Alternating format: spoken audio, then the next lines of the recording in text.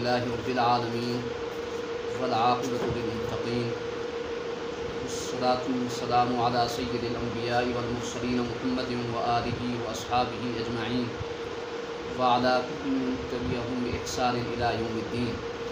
اما بعد فاعوذ باللہ من الشیطان الرجیم. بسم اللہ الرحمن الرحیم.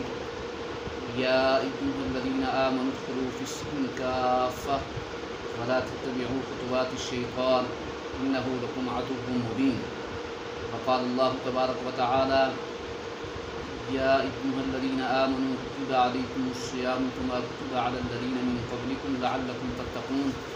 وقال اللہ تبارک وتعالی شہر رمضان الذی انزل فیہ القرآن ھدی للناس وبینات من الھدی والفرقان. وقال اللہ تبارک وتعالی یوم تشہد علیہم السنتہم وایدیہم وارجلہم بما کانوا یعملون. وقال اللہ تبارک وتعالی ما یلفظ من قول الا لدیہ رقیب عتید. قال النبی صلی اللہ علیہ وسلم من صام رمضان ایمانا واحتسابا غفر له ما تقدم من ذنبه. وقال النبی صلی اللہ علیہ وسلم الصیام والقرآن یشفعان للعبد یوم القیامہ. وقال النبی صلی اللہ علیہ وسلم لیس له کم من صائم لیس له من صیامہ الا الظمأ وکم من قائم لیس له من قیامہ الا السحر. صدق اللہ مولانا العلی العظیم وصدق رسولہ النبی الأمی الکریم ونحن علی ذلک من الشاہدین والشاکرین والحمد للہ رب العالمین. بزرگان محترم اور معزز سامعین اور میری پردہ نشین عفت مآب اور پاک دامن مائیں بہنیں اور بیٹیاں، آج پہلی مرتبہ آپ کے چک میں حاضری کا شرف حاصل ہو رہا ہے. اللہ تعالیٰ کا لاکھ لاکھ شکر اور کروڑہ احسان ہے کہ اللہ تعالیٰ نے ہمیں کچھ دیر کے لیے اپنے مبارک مقدس اور پاکیزہ دین کی گفتگو سننے کی نیت سے یہاں جمع ہونے کی توفیق نصیب فرمائی. اس پر جتنا بھی اللہ تعالیٰ کا شکر ادا کرے کم ہے. میں ایسے موقع پر احباب سے عرض کیا کرتا ہوں کہ آپ حضرات یہاں آئے نہیں بلکہ لائے گئے ہیں. اللہ تعالیٰ کی محبت آپ کو یہاں کھینچ کر لائی ہے. اللہ تعالیٰ جس کو محبت کی نگاہ سے دیکھتے ہیں، اپنی رحمت کی نگاہ سے دیکھتے ہیں، اس کو اپنے دین کی بات سننے کی توفیق نصیب فرما دیتے ہیں. حدیث میں ہے من یرد اللہ بہ خیرا یفقہہ فی الدین. اللہ تعالیٰ جس کو نوازنے کا فیصلہ فرماتے ہیں اسے اپنے دین کی سمجھ نصیب فرما دیتے ہیں. حکیم الامت مولانا اشرف علی تھانوی رحمہ اللہ فرماتے ہیں کہ اس حدیث کا آسان مطلب یہ ہے جس سے اللہ تعالیٰ نوازنا چاہتے ہیں، اللہ تعالیٰ اس کی انگلی پکڑ کے گویا اس کو اپنے دین پہ چلانا سکھاتے ہیں. جیسے ماں باپ بچے کی انگلی پکڑ کے اس کو چلاتے ہیں، تو اس طریقے سے اللہ تعالیٰ جس سے راضی ہو جاتے ہیں، جس کے لیے اپنی رحمت کے فیصلے فرماتے ہیں، اس کے لیے دین پہ چلنا اس طریقے سے آسان فرما دیتے ہیں. ایک دوسری حدیث میں ہے فرمایا من سلک طریقا یلتمس فیہ علما سہل اللہ بہ طریقا الی الجنہ. جو علم دین کا راستہ اختیار کرتا ہے، قرآن اور حدیث کی گفتگو کا سننا بھی اس میں شامل ہے کہ کوئی بھی صورت علم دین حاصل کرنے کی اختیار کرتا ہے، دین کی بات حاصل کرنے کے لیے اختیار کرتا ہے، اس کی برکت سے اللہ تعالیٰ اس کے لیے جنت کا راستہ آسان فرما دے. گویا دنیا کے اندر جو دین کی بات سننے کے لیے جو مرد حضرات آئے ہیں یا جو ہماری خواتین مائیں بہنیں اور بیٹیاں یہاں تشریف رکھتی ہیں، یہ اس بات پر اللہ کی رحمت کی امید رکھیں کہ انشاءاللہ اللہ تعالیٰ نے ان سب کے لیے جنت کا فیصلہ فرمایا. انشاءاللہ اللہ نے ہمیں جنتی ہونے کا فیصلہ فرما دیا ہے. اس لیے اللہ تعالیٰ دنیا میں اپنے قرآن اور اپنے محبوب صلی اللہ علیہ وسلم کی احادیث کی بات سننے کی توفیق دے رہا ہے. تو ہم خود سے آئے نہیں بلکہ ہم یہاں لائے گئے ہیں. اللہ کی محبت ہمیں یہاں کھینچ کے لائی ہے. میرے استاد محترم شیخ الاسلام حضرت اقدس مفتی محمد تقی عثمانی صاحب دامت برکاتہم، جو ہمارے ملک کے ہی نہیں بلکہ عالمی سطح پر الحمدللہ اللہ تعالیٰ نے ان کو نوازا ہے. پورا عالم عرب اور عالم عجم الحمدللہ ان سے متعارف ہے. اور ان کی بات سند کی حیثیت حاصل کرتی ہے۔ اللہ تعالیٰ نے ان کو بہت نوازا ہے۔ حضرت ایک موقع پر ہمیں سنا رہے تھے کہ ہم نے اپنے والد محترم مفتی اعظم پاکستان مفتی محمد شفیع صاحب رحمہ اللہ، جن کی قرآن مجید کی تفسیر معارف القرآن 8 جلدوں میں چھپی ہوئی ہے اور الحمدللہ تقریباً ہر طبقے میں مقبول ہو رہی ہے، اس تفسیر کی الحمدللہ بڑی برکات ہیں اور الحمدللہ پوری دنیا میں اس تفسیر کا فیض پھیل رہا ہے۔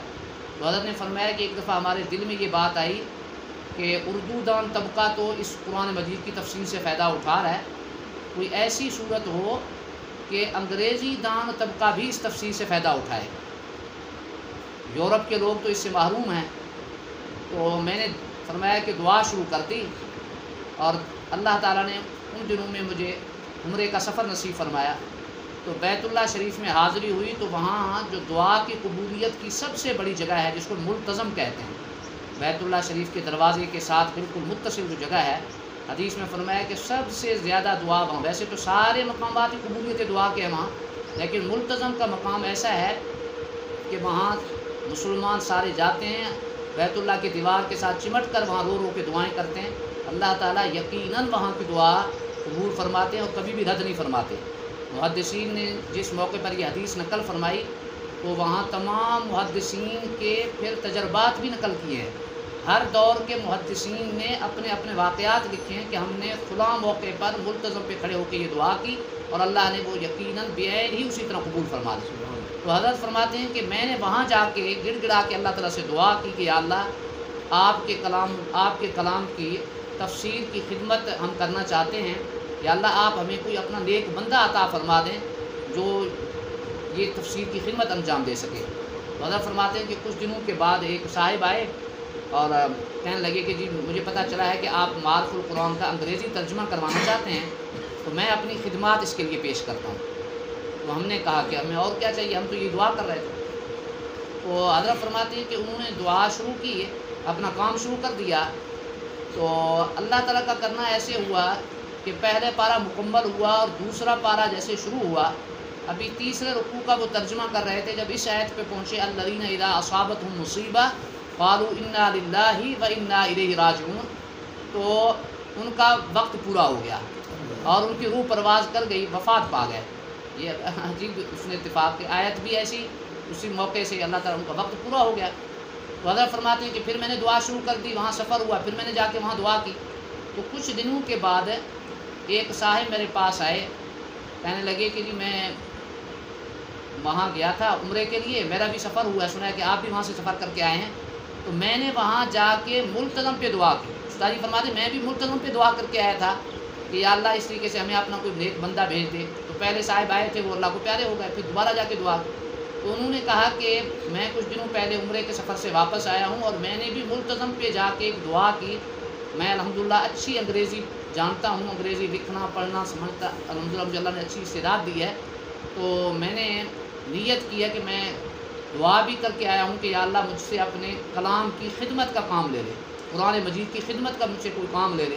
تو یہاں پاکستان میں آ کے مجھے پتہ چلا کہ آپ اپنے والد محترم کی تفسیر کا انگریزی میں ترجمہ کروانا چاہتے ہیں اور اس کا کام مکمل کروانا چاہتے ہیں، تو میں الحمدللہ اس کے لیے اپنی خدمات پیش کرنا چاہتا ہوں۔ حضرت فرماتے ہیں کہ میں ہنس پڑا اور میں نے ان سے کہا کہ ملتزم کے مقام پر آپ خدمت قرآن کی دعا کر کے آئے ہیں اور میں ملتزم کے مقام پر خادم قرآن کی دعا کر کے آیا ہوں، میری اور آپ کی دعا مل گئی ہے، اس لیے آپ آ کے کل سے کام شروع کر دیں۔ تو فرمانے لگے کہ یہ جو ہم کہتے ہیں کہ اتفاق سے کوئی کام نہیں ہوتا، بلکہ دنیا میں ہر کام اللہ تعالیٰ کے نظام حکمت کے تحت ہوتا ہے، اللہ تعالیٰ کا ایک فیصلہ ہوتا ہے، اللہ تعالیٰ کا ایک نظر انتخاب ہوتی ہے، اللہ تعالیٰ جس کو چاہتے ہیں اسی کو اپنے دین کی بات سننے کی توفیق نصیب فرماتے ہیں۔ وہ اردو کا ایک بڑا اچھا شعر ہے، محبت دونوں عالم میں یہی جا کر پکار آئی، جسے خود یار نے چاہا اسے ہی یاد یار آئی۔ اللہ تعالیٰ جس کو چاہتے ہیں اسے ہی اپنی یاد کی توفیق نصیب فرما، اسے اپنے گھر میں آنے کی توفیق نصیب فرما دے۔ تو ہم سب اس پر اللہ تعالیٰ کا شکر ادا کریں کہ فتنوں کے اس گئے گزرے دور میں جہاں ہر طرف مصائب، بیماریاں، پریشانیاں، آلام، ہر طرف بس پریشانی ہی پریشانی ہے اور موت کا رقص ہے چہار سو، ہر طرف موت کا رقص ہے، ایسے ایسے فتنے ہیں کہ آج کا مسلمان کا ایمان بھی خطرے میں ہے، ہماری جان بھی خطرے میں، ہماری عزتیں بھی خطرے میں، ہر طرف سے ایسے حالات ہیں۔ تو ان حالات کے اندر اور فتنوں کے اس گئے گزرے دور میں دین کی بات سننے کی توفیق کا مل جانا، یہ اللہ تعالیٰ کا بہت بڑا عظیم انعام ہے، اس پہ ہم اللہ تعالیٰ کا شکر ادا کریں۔ تو مسلمان کی شان یہ ہے کہ مسلمان خوشی کی حالت ہو یا غم کی حالت ہو، مسلمان ہر حال میں اللہ اور اللہ کے محبوب صلی اللہ علیہ وسلم کے حکم کا پابند ہے۔ ایک مسلمان اور کافر کی زندگی کے درمیان فرق ہی یہی ہے۔ کافر کے بارے میں اللہ تعالیٰ فرماتے ہیں والذین کفروا یاکلون ویتمتعون کما تاکل الانعام والنار مثوی لہم۔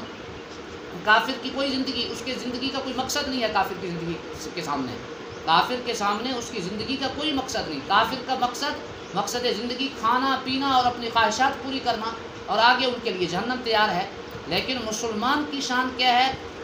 یا ایھا الذین آمنوا ادخلوا فی السلم کافہ، مسلمان کو فرمایا گیا کہ تم نے اسلام میں مکمل داخل ہونا، ولا تتبعوا خطوات الشیطان، بار بار شیطان کے قدموں کی پیروی نہ کرنا۔ ایک جگہ پر ان الشیطان لکم عدو فاتخذوه عدوا، یقین جانو کہ شیطان تمہارا دشمن ہے اور اس کو اپنا دشمن سمجھو۔ یہ تمہارا دشمن ہے، صرف تمہارا دشمن نہیں بلکہ ازل سے لے کر ابد تک انسانیت کی دشمنی اس کی گھٹی میں پڑی ہوئی ہے۔ آپ حضرات جانتی ہیں اور علماء سے آپ سنتی ہیں، جن خواتین کا اور حضرات کا جن کا قرآن مجید کا تفسیر کا مطالعہ ان کو تو یقیناً علم میں ہوگا کہ اللہ تعالیٰ نے حضرت آدم علیہ السلام کی وجہ سے جب شیطان کو راندہ درگاہ کیا اور جنت سے نکلنے کا حکم دیا، تو اس مردود کو پتہ تھا کہ اس موقع پر بھی میری درخواست منظور ہوگی، تو اس نے اللہ تعالیٰ سے کہا ربی انظرنی الی یوم یبعثون، اے میرے اللہ مجھے قیامت تک مہلت دیجیے۔ تو اللہ نے فرمایا انک من المنظرین، تو جواب میں وہ کہ تمہیں مہلت دے دی گئی، یہ اللہ تعالیٰ کی حکمت تھی۔ تو وہ آگے سے کہتا ہے فَبِعِزَّتِكَ لَأُغْوِيَنَّهُمْ أَجْمَعِينَ إِلَّا عِبَادَكَ مِنْهُمُ الْمُخْلَصِينَ، تیرے عزت کی قسم ہے اللہ، تیرے عزت کی قسم کھا کہتا ہوں میں تیرے تمام بندوں کو گمراہ کرنے کی پوری کوشش کروں گا، مگر جو تیرے مخلص بندے ہیں نا وہ مجھ سے بچ کے چلے جائیں۔ تیرے مخلص اور نیک بندے جن کے اوپر تیری خاص نگاہ کرم ہوگی، نظر انتخاب ہوگی، وہ میری چال سے میرے مکر سے اور وہ بچ جائیں گے، لیکن اکثر بندوں کو میں گمراہ کرنے کی پوری کوشش کروں گا۔ ایک جگہ فرمایا ثم لآتینہم من بین ایدیہم ومن خلفہم وعن ایمانہم وعن شمائلہم ولا تجد اکثرہم شاکرین۔ یہاں یہ اس مردود کا قول نقل کیا جا رہا ہے شیطان کا کہ اس نے کہا کہ میں اس انسان کو دائیں سے بائیں سے آگے سے اور پیچھے سے ہر طرف سے ان کو گمراہ کرنے کی کوشش کروں گا، اور یا اللہ آپ دیکھیں گے کہ میری اس چال کے نتیجے کے اندر، میری سازشوں کے نتیجے کے اندر پھر تیرے بندوں کی اکثریت ناشکری ہوگی، تیرے مخلوق میں سے اکثریت ناشکری ہوگی، تیرے شکر گزار بندے بہت تھوڑے ہوں۔ اور آج ہم دیکھ لیں، میں کہا کرتا ہوں کہ آج کے اس ہماری زندگی کی بازی میں شیطان جیت رہا ہے اور ہم ہار رہے ہیں۔ آج آپ پوری دنیا کے صرف مسلمانوں کے حالات پہ ایک اچٹتی سی نگاہ ڈالیں، ایک سطحی اور سرسری سی نگاہ ڈالیں، تو آپ کو نظر آئے گا کہ آج مجموعی طور پر ہم مسلمان ذلت اور پستی کا شکار ہیں۔ اور ہماری ذلت اور پستی کا شکار کس وجہ سے ہے؟ اس کو میں نہیں کہتا، اللہ نے اور اللہ کے محبوب صلی اللہ علیہ وسلم نے پہلے بیان فرما دیا۔ آج پوری دنیا میں مسلمانوں کو جو جوتے پڑ رہے ہیں، دنیا میں مسلمان جو ہم خوار ہو رہے ہیں، اس کی وجہ صاف ایک ہی بات ہے، وہ ہے میرے اور آپ کی بدعمالیاں، میرے اور آپ کی ناکردنیاں، میرے اور آپ کے اعمال کی پیدائش میں ہمیں آج سزا مل رہی ہے، اور پوری دنیا کے اندر ہمیں سزا مل رہی ہے۔ وما اصابکم من مصیبت فبما کسبت ایدیکم، اللہ فرمایا صاف فرمایا جو بھی تمہارے اوپر کوئی مصیبت ہے وہ تمہارے ہاتھوں کا کیا دھرا ہے۔ ظہر الفساد فی البر والبحر بما کسبت ایدی الناس لیذیقہم بعض الذی عملوا لعلہم یرجعون، فرمایا کہ پوری دنیا کے اندر خشکی کے علاقے، تری کے علاقے، جہاں جہاں بھی پوری دنیا میں تمہیں فساد مچتا ہوا نظر آ رہا ہے، یہ صرف اور صرف انسان کے اعمال کا، ان کے ہاتھوں کا کیا دھرا ہے۔ اور اللہ تعالیٰ فرما رہے ہیں کہ یہ جو ہم تھوڑی سی سزا دے رہے ہیں نا، یہ ایک دنیا کے اندر ایک ذائقہ چکھا رہے ہیں ہم اپنے عذاب کا، اور یہ بھی اس میں ہماری رحمت شامل ہے، یہ ہماری رحمت کا حصہ ہے۔ کس لیے عذاب دے رہے ہیں؟ لیذیقہم بعض الذی عملوا لعلہم یرجعون، تھوڑا سا ذائقہ اسی بدعمالیوں کا اس لیے چکھا رہے ہیں تاکہ میرے بندے میری بارگاہ میں لوٹے اور اپنے گناہوں سے سچی توبہ کر کے میرے مقرب اور محبوب بن جائیں۔ یہ اللہ تعالیٰ کی رحمت کا حصہ ہے، یہ جو ہمیں سزا مل رہی ہے نا، یہ جگہ فرمایا وَلَنُذِيقَنَّهُم مِّنَ الْعَذَابِ الْأَدْنَىٰ دُونَ الْعَذَابِ الْأَكْبَرِ، بڑے عذاب سے پہلے، اصل عذاب تو آخرت کا ہے، اللہ تعالیٰ مسلمان کو محفوظ رکھے جہنم کے عذاب سے۔ فرمایا کہ جو عذاب اکبر ہے، بڑا عذاب ہے، اس سے پہلے دنیا کے اندر بڑے عذاب کی ایک جھلک ہم دکھاتے ہیں، اس کا تھوڑا سا ایک ذائقہ چکھا دیتے ہیں، یہ اسی لیے تاکہ میرے بندے واپس لوٹیں۔ ہاں آج لوگ بیٹھ کے تبصرہ کریں جی حالات بڑے خراب ہیں، جہاں بھی بیٹھیں، جہاں بھی 2 آدمی بیٹھے ہیں، 2 خاتون بیٹھے ہیں، ہر گھر کے اندر، ہر مجلس میں، ہر محفل میں، دفاتر میں، ہاں جی ہر زندگی کے ہر طبقے سے تعلق رکھنے والے انسان جو ہیں آج بس ایک ہی، جہاں بھی بیٹھیں گے ایک تبصرے ہیں، بس تبصرے ہی تبصرے، بس ہر طرف بھی وجہ کیا کرے جی مہنگائی، کمر توڑ مہنگائی ہے جی، ظلم ہر طرف ظلم ہے، ہر طرف خون بہہ رہا ہے، ہر طرف اللہ معاف کرے، ہاں پریشانی، ہر انسان اپنی پریشانیوں کی داستان غم سنا رہا ہے، ہاں ایک زندگی کی ایک طویل داستان ہے جو ختم ہونے میں نہیں آ رہی، جہاں بھی 2 بندے بیٹھیں گے وہاں یہی تبصرہ ہے۔ ہم نے اپنے اساتذہ سے اور اپنے بڑوں سے ایک بات سنی کہ حضرت ذوالنون مصری رحمہ اللہ جو اپنے دور کے بڑے وقت کے بہت بڑے ولی کامل تھے، ان کے دور کے اندر ایک نادر نامی ایک ظالم بادشاہ مسلط ہوا، ہاں جی آج کے لوگوں کا مزاج ہے ہر دور کے اندر لوگ حکومت کو گالیاں دیتے ہیں، یہ ایک نئی بات نہیں ہے، ہاں جی ہم کسی حکومت کی طرفداری میں نہیں کرتے، لیکن میں ایک بات مجموعی طور پہ کہہ رہا ہوں کہ ہمیں تبصرے کرنے سے کیا ملے گا، کسی کے بارے میں کسی کو برا بھلا کہنے سے ہمیں کیا ملے گا؟ ہر انسان نے اپنی قبر میں سونا ہے، ہر ایک انسان نے اپنے کیے ہوئے اعمال کا بدلہ اللہ کی بارگاہ میں جا کے ہاں اس نے پانا ہے، اپنے ہر کیے ہوئے عمل کو اللہ کے سامنے پیش ہو کر اس کی سزا بھگتنی ہے، نیک عمل کی جزا پانی ہے، لیکن آج ہمارا مجموعی طور پر ہم قوم کا مزاج بن گیا ہے تبصرے کرنا، ہاں جہاں بھی بیٹھیں گے تو تبصرہ، یا کسی کی تعریف یا کسی کو برا بھلا کہیں، اور بند کمرے میں بیٹھ کے کسی کو گالیاں دینے سے تو بھائی اپنا نام اعمال ہی خراب ہوگا، اپنی قبر سے آ کرنے کے سوا کچھ ہاتھ نہیں آئے گا، ہاں خواہ ہم اپنی زندگی کو اپنے نام اعمال کو کیوں برباد کریں؟ تو یہی رواج سے پہلے سے چلا آ رہا ہے۔ حضرت ذوالنون مصری رحمہ اللہ کی خدمت میں لوگ گئے اور کٹھ بنا کے گئے، وفد بنا کے گئے، کہنے لگے کہ حضرت دعا فرمائیں، آپ اللہ کے نیک بندے ہیں، یہ نادر جو ہے جو ظالم بادشاہ ہمارے اوپر مسلط ہو، اللہ ہمیں اس سے نجات دے دے۔ تو حضرت نے سر جھکایا تھوڑی دیر، اور پھر اس وقت کی جو قومی زبان تھی، ملکی زبان تھی، وہ فارسی تھی، تو حضرت نے ایک جملہ سے ارشاد فرمایا زبان سے، ہاں بڑی حسرت کے ساتھ فرمانے لگے، شامت اعمال ما صورت نادر گرفت، شامت اعمال ما صورت نادر گرفت، ہاں یہ ہماری بدعملیاں ہیں، نادر بادر کوئی نہیں ہے، یہ ہماری بدعملیوں نے نادر بادشاہ کی شکل اختیار کی، ہاں حدیث میں فرمایا کہ اعمالکم عمالکم، جیسے تمہارے اعمال ہوں گے ہاں ویسے حکمران تمہارے اوپر مسلط ہوں گے۔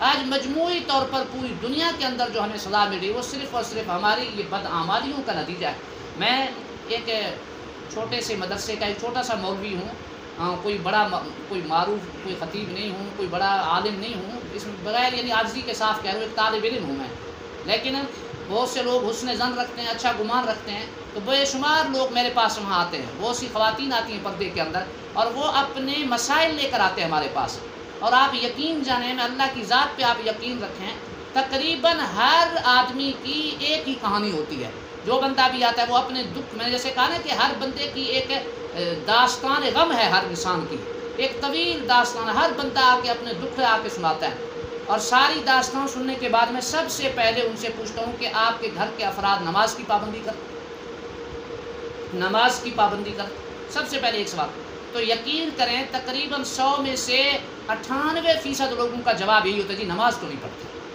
نماز نہیں پڑھتے، ویسے مجھے کوئی تعویذ دے دیں، کوئی وظیفہ بتا دیں، ہاں جی تو نماز نہیں پڑھتے۔ تو میں ان سے ایک جملہ کہتا ہوں کہ شیطان تو ہم نے اپنے ہاتھوں سے خود پال رکھا ہے، پھر آپ اس سے کیا خیر کی توقع رکھیں گے؟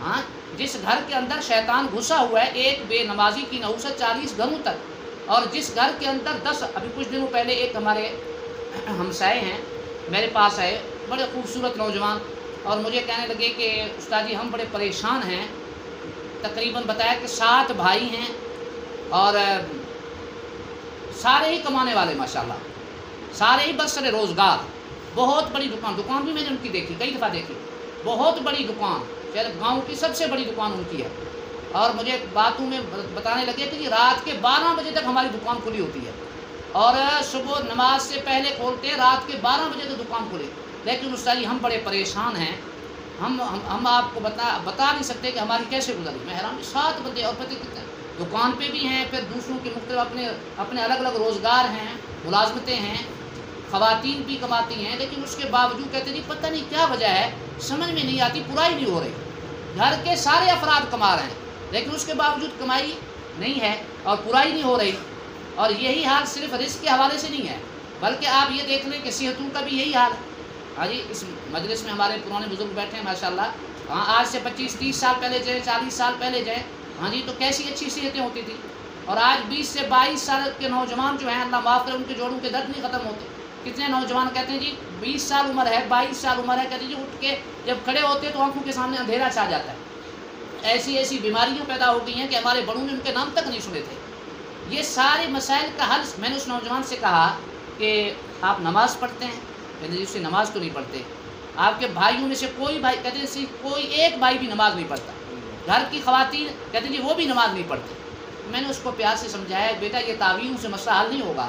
میں آپ کو 1000 وظیفے بتا دوں، یہ تعویذوں سے وظیفوں سے مسئلہ حل ہونے والا نہیں ہے. سب سے بڑا وظیفہ، سب سے بڑا تعویذ نماز، سب سے بڑا وظیفہ نماز کا ہے. ہاں روئے زمین پر سب سے بڑی عظیم ترین ہستی، اللہ تعالیٰ کی ذات کے بعد سب سے محبوب ترین ہستی ہاں نبی کریم سرور دو عالم صلی اللہ علیہ وسلم کی گزری. آپ صلی اللہ علیہ وسلم کی ہستی سے بڑھ کر کوئی انسان دنیا میں پیدا ہوا ہے نہ قیامت تک کوئی پیدا ہوگا. ہمارا ایمان اور عقیدہ ہے. جس دل میں اللہ کے محبوب صلی اللہ علیہ وسلم کا ہاں یعنی آپ صلی اللہ علیہ وسلم کی محبت کے حوالے سے کوئی کمی ہے تو وہ سمجھے کہ اس کا ایمان ہی مکمل، اس کا ایمان ناقص. اور بخاری شریف جو قرآن مجید کے بعد سب سے صحیح ترین کتاب، ہاں جی، اس حدیث کے الفاظ آپ کو سناؤں. بخاری شریف کی روایت کے الفاظ ہیں کہ نبی کریم صلی اللہ علیہ وسلم جب آخری بیماری کے اندر تھے اور کیفیت یہ تھی کہ آپ صلی اللہ علیہ وسلم پر غشی کے دورے پڑ رہے، آپ بے ہوش ہو جاتے. اور جب بھی ہوش میں آتے 3 دفعہ ایسے ہوا، بے ہوشی کی کیفیت طاری ہوئی. جیسے آپ کی آنکھ مبارک کھلی، ہوش میں آئے تو فوراً ایک ہی سوال کیا کہ لوگ حل صلی الناس، کیا لوگوں نے نماز پڑھ لی؟ کیا لوگوں نے نماز پڑھ لی صحابہ نے؟ تو جو صحابہ موجود تھے، گھر کے افراد جو قریبی اعزاء تھے، انہوں نے عرض کیا وہم ینتظرونک یا رسول اللہ، یا رسول اللہ، صحابہ تو آپ کے انتظار میں بیٹھے ہیں. دوسری دفعہ پھر بے ہوشی کیفیت، پھر ہوش میں آئے تو یہی سوال. تیسری دفعہ پھر ہوا. 3 دفعہ کے بعد آپ صلی اللہ علیہ وسلم اپنے چچا حضرت عباس رضی اللہ تعالیٰ عنہ اور چچا بھائی حضرت علی رضی اللہ تعالیٰ عنہ کے کندھوں پر ہاتھ رکھ کے اس حال میں تشریف لائے کہ راوی حدیث کہتے ہیں جلاہ تخطان علی الارض، کہ آپ صلی اللہ علیہ وسلم کے پاؤں مبارک زمین پر گھسٹ رہے تھے. آپ کے دونوں پاؤں مبارک سے زمین پہ لکیریں بن رہی تھی. برجلاہ تخطان علی الارض. یہ دونوں جہانوں کے سردار اس حال کے اندر نماز کی پابندی فرما رہے ہیں. اور آج 15ویں صدی کا مسلمان کہے کہ میں نماز تو پڑھوں گا اور مسائل میرے حل ہو جائیں گے، یہ تو بے وقوفوں کی دنیا میں بستے ہیں. یہ مسائل کیسے حل ہوں گے؟ ہاں یہ یاد رکھیں، ہمارے مسائل، تمام مسائل کا سب سے بڑا واحد حل ہماری تمام تر پریشانیوں کا وہ نماز کے اندر ہے اور اللہ کی فرما برداری میں. نماز جس کو اللہ کے محبوب صلی اللہ علیہ وسلم نے دنیا سے جاتے ہوئے بھی یہ 2 کلمے فرمائے تھے، الصلاۃ الصلاۃ وما ملکت ایمانکم. میری امت نماز نماز نماز کا خیال رکھنا، کسی حال میں نماز نہ چھوڑنا، یہ آخری الفاظ تھے. اور دوسرا جملہ فرمایا وما ملکت، اپنے ماتحتوں کا خیال رکھنا. ہاں علماء نے فرمایا کہ یہ 2 جملے تھے، لیکن ان 2 جملوں میں اللہ کے نبی نے پورا دین بیان فرما دیا. نماز کا کلمہ پڑھا، اس میں اللہ کے تمام حقوق آ گئے، اس لیے کہ جس کی نماز اچھی تو اللہ تعالیٰ کے دیگر دوسرے تمام حقوق آسانی سے ادا کرے گا.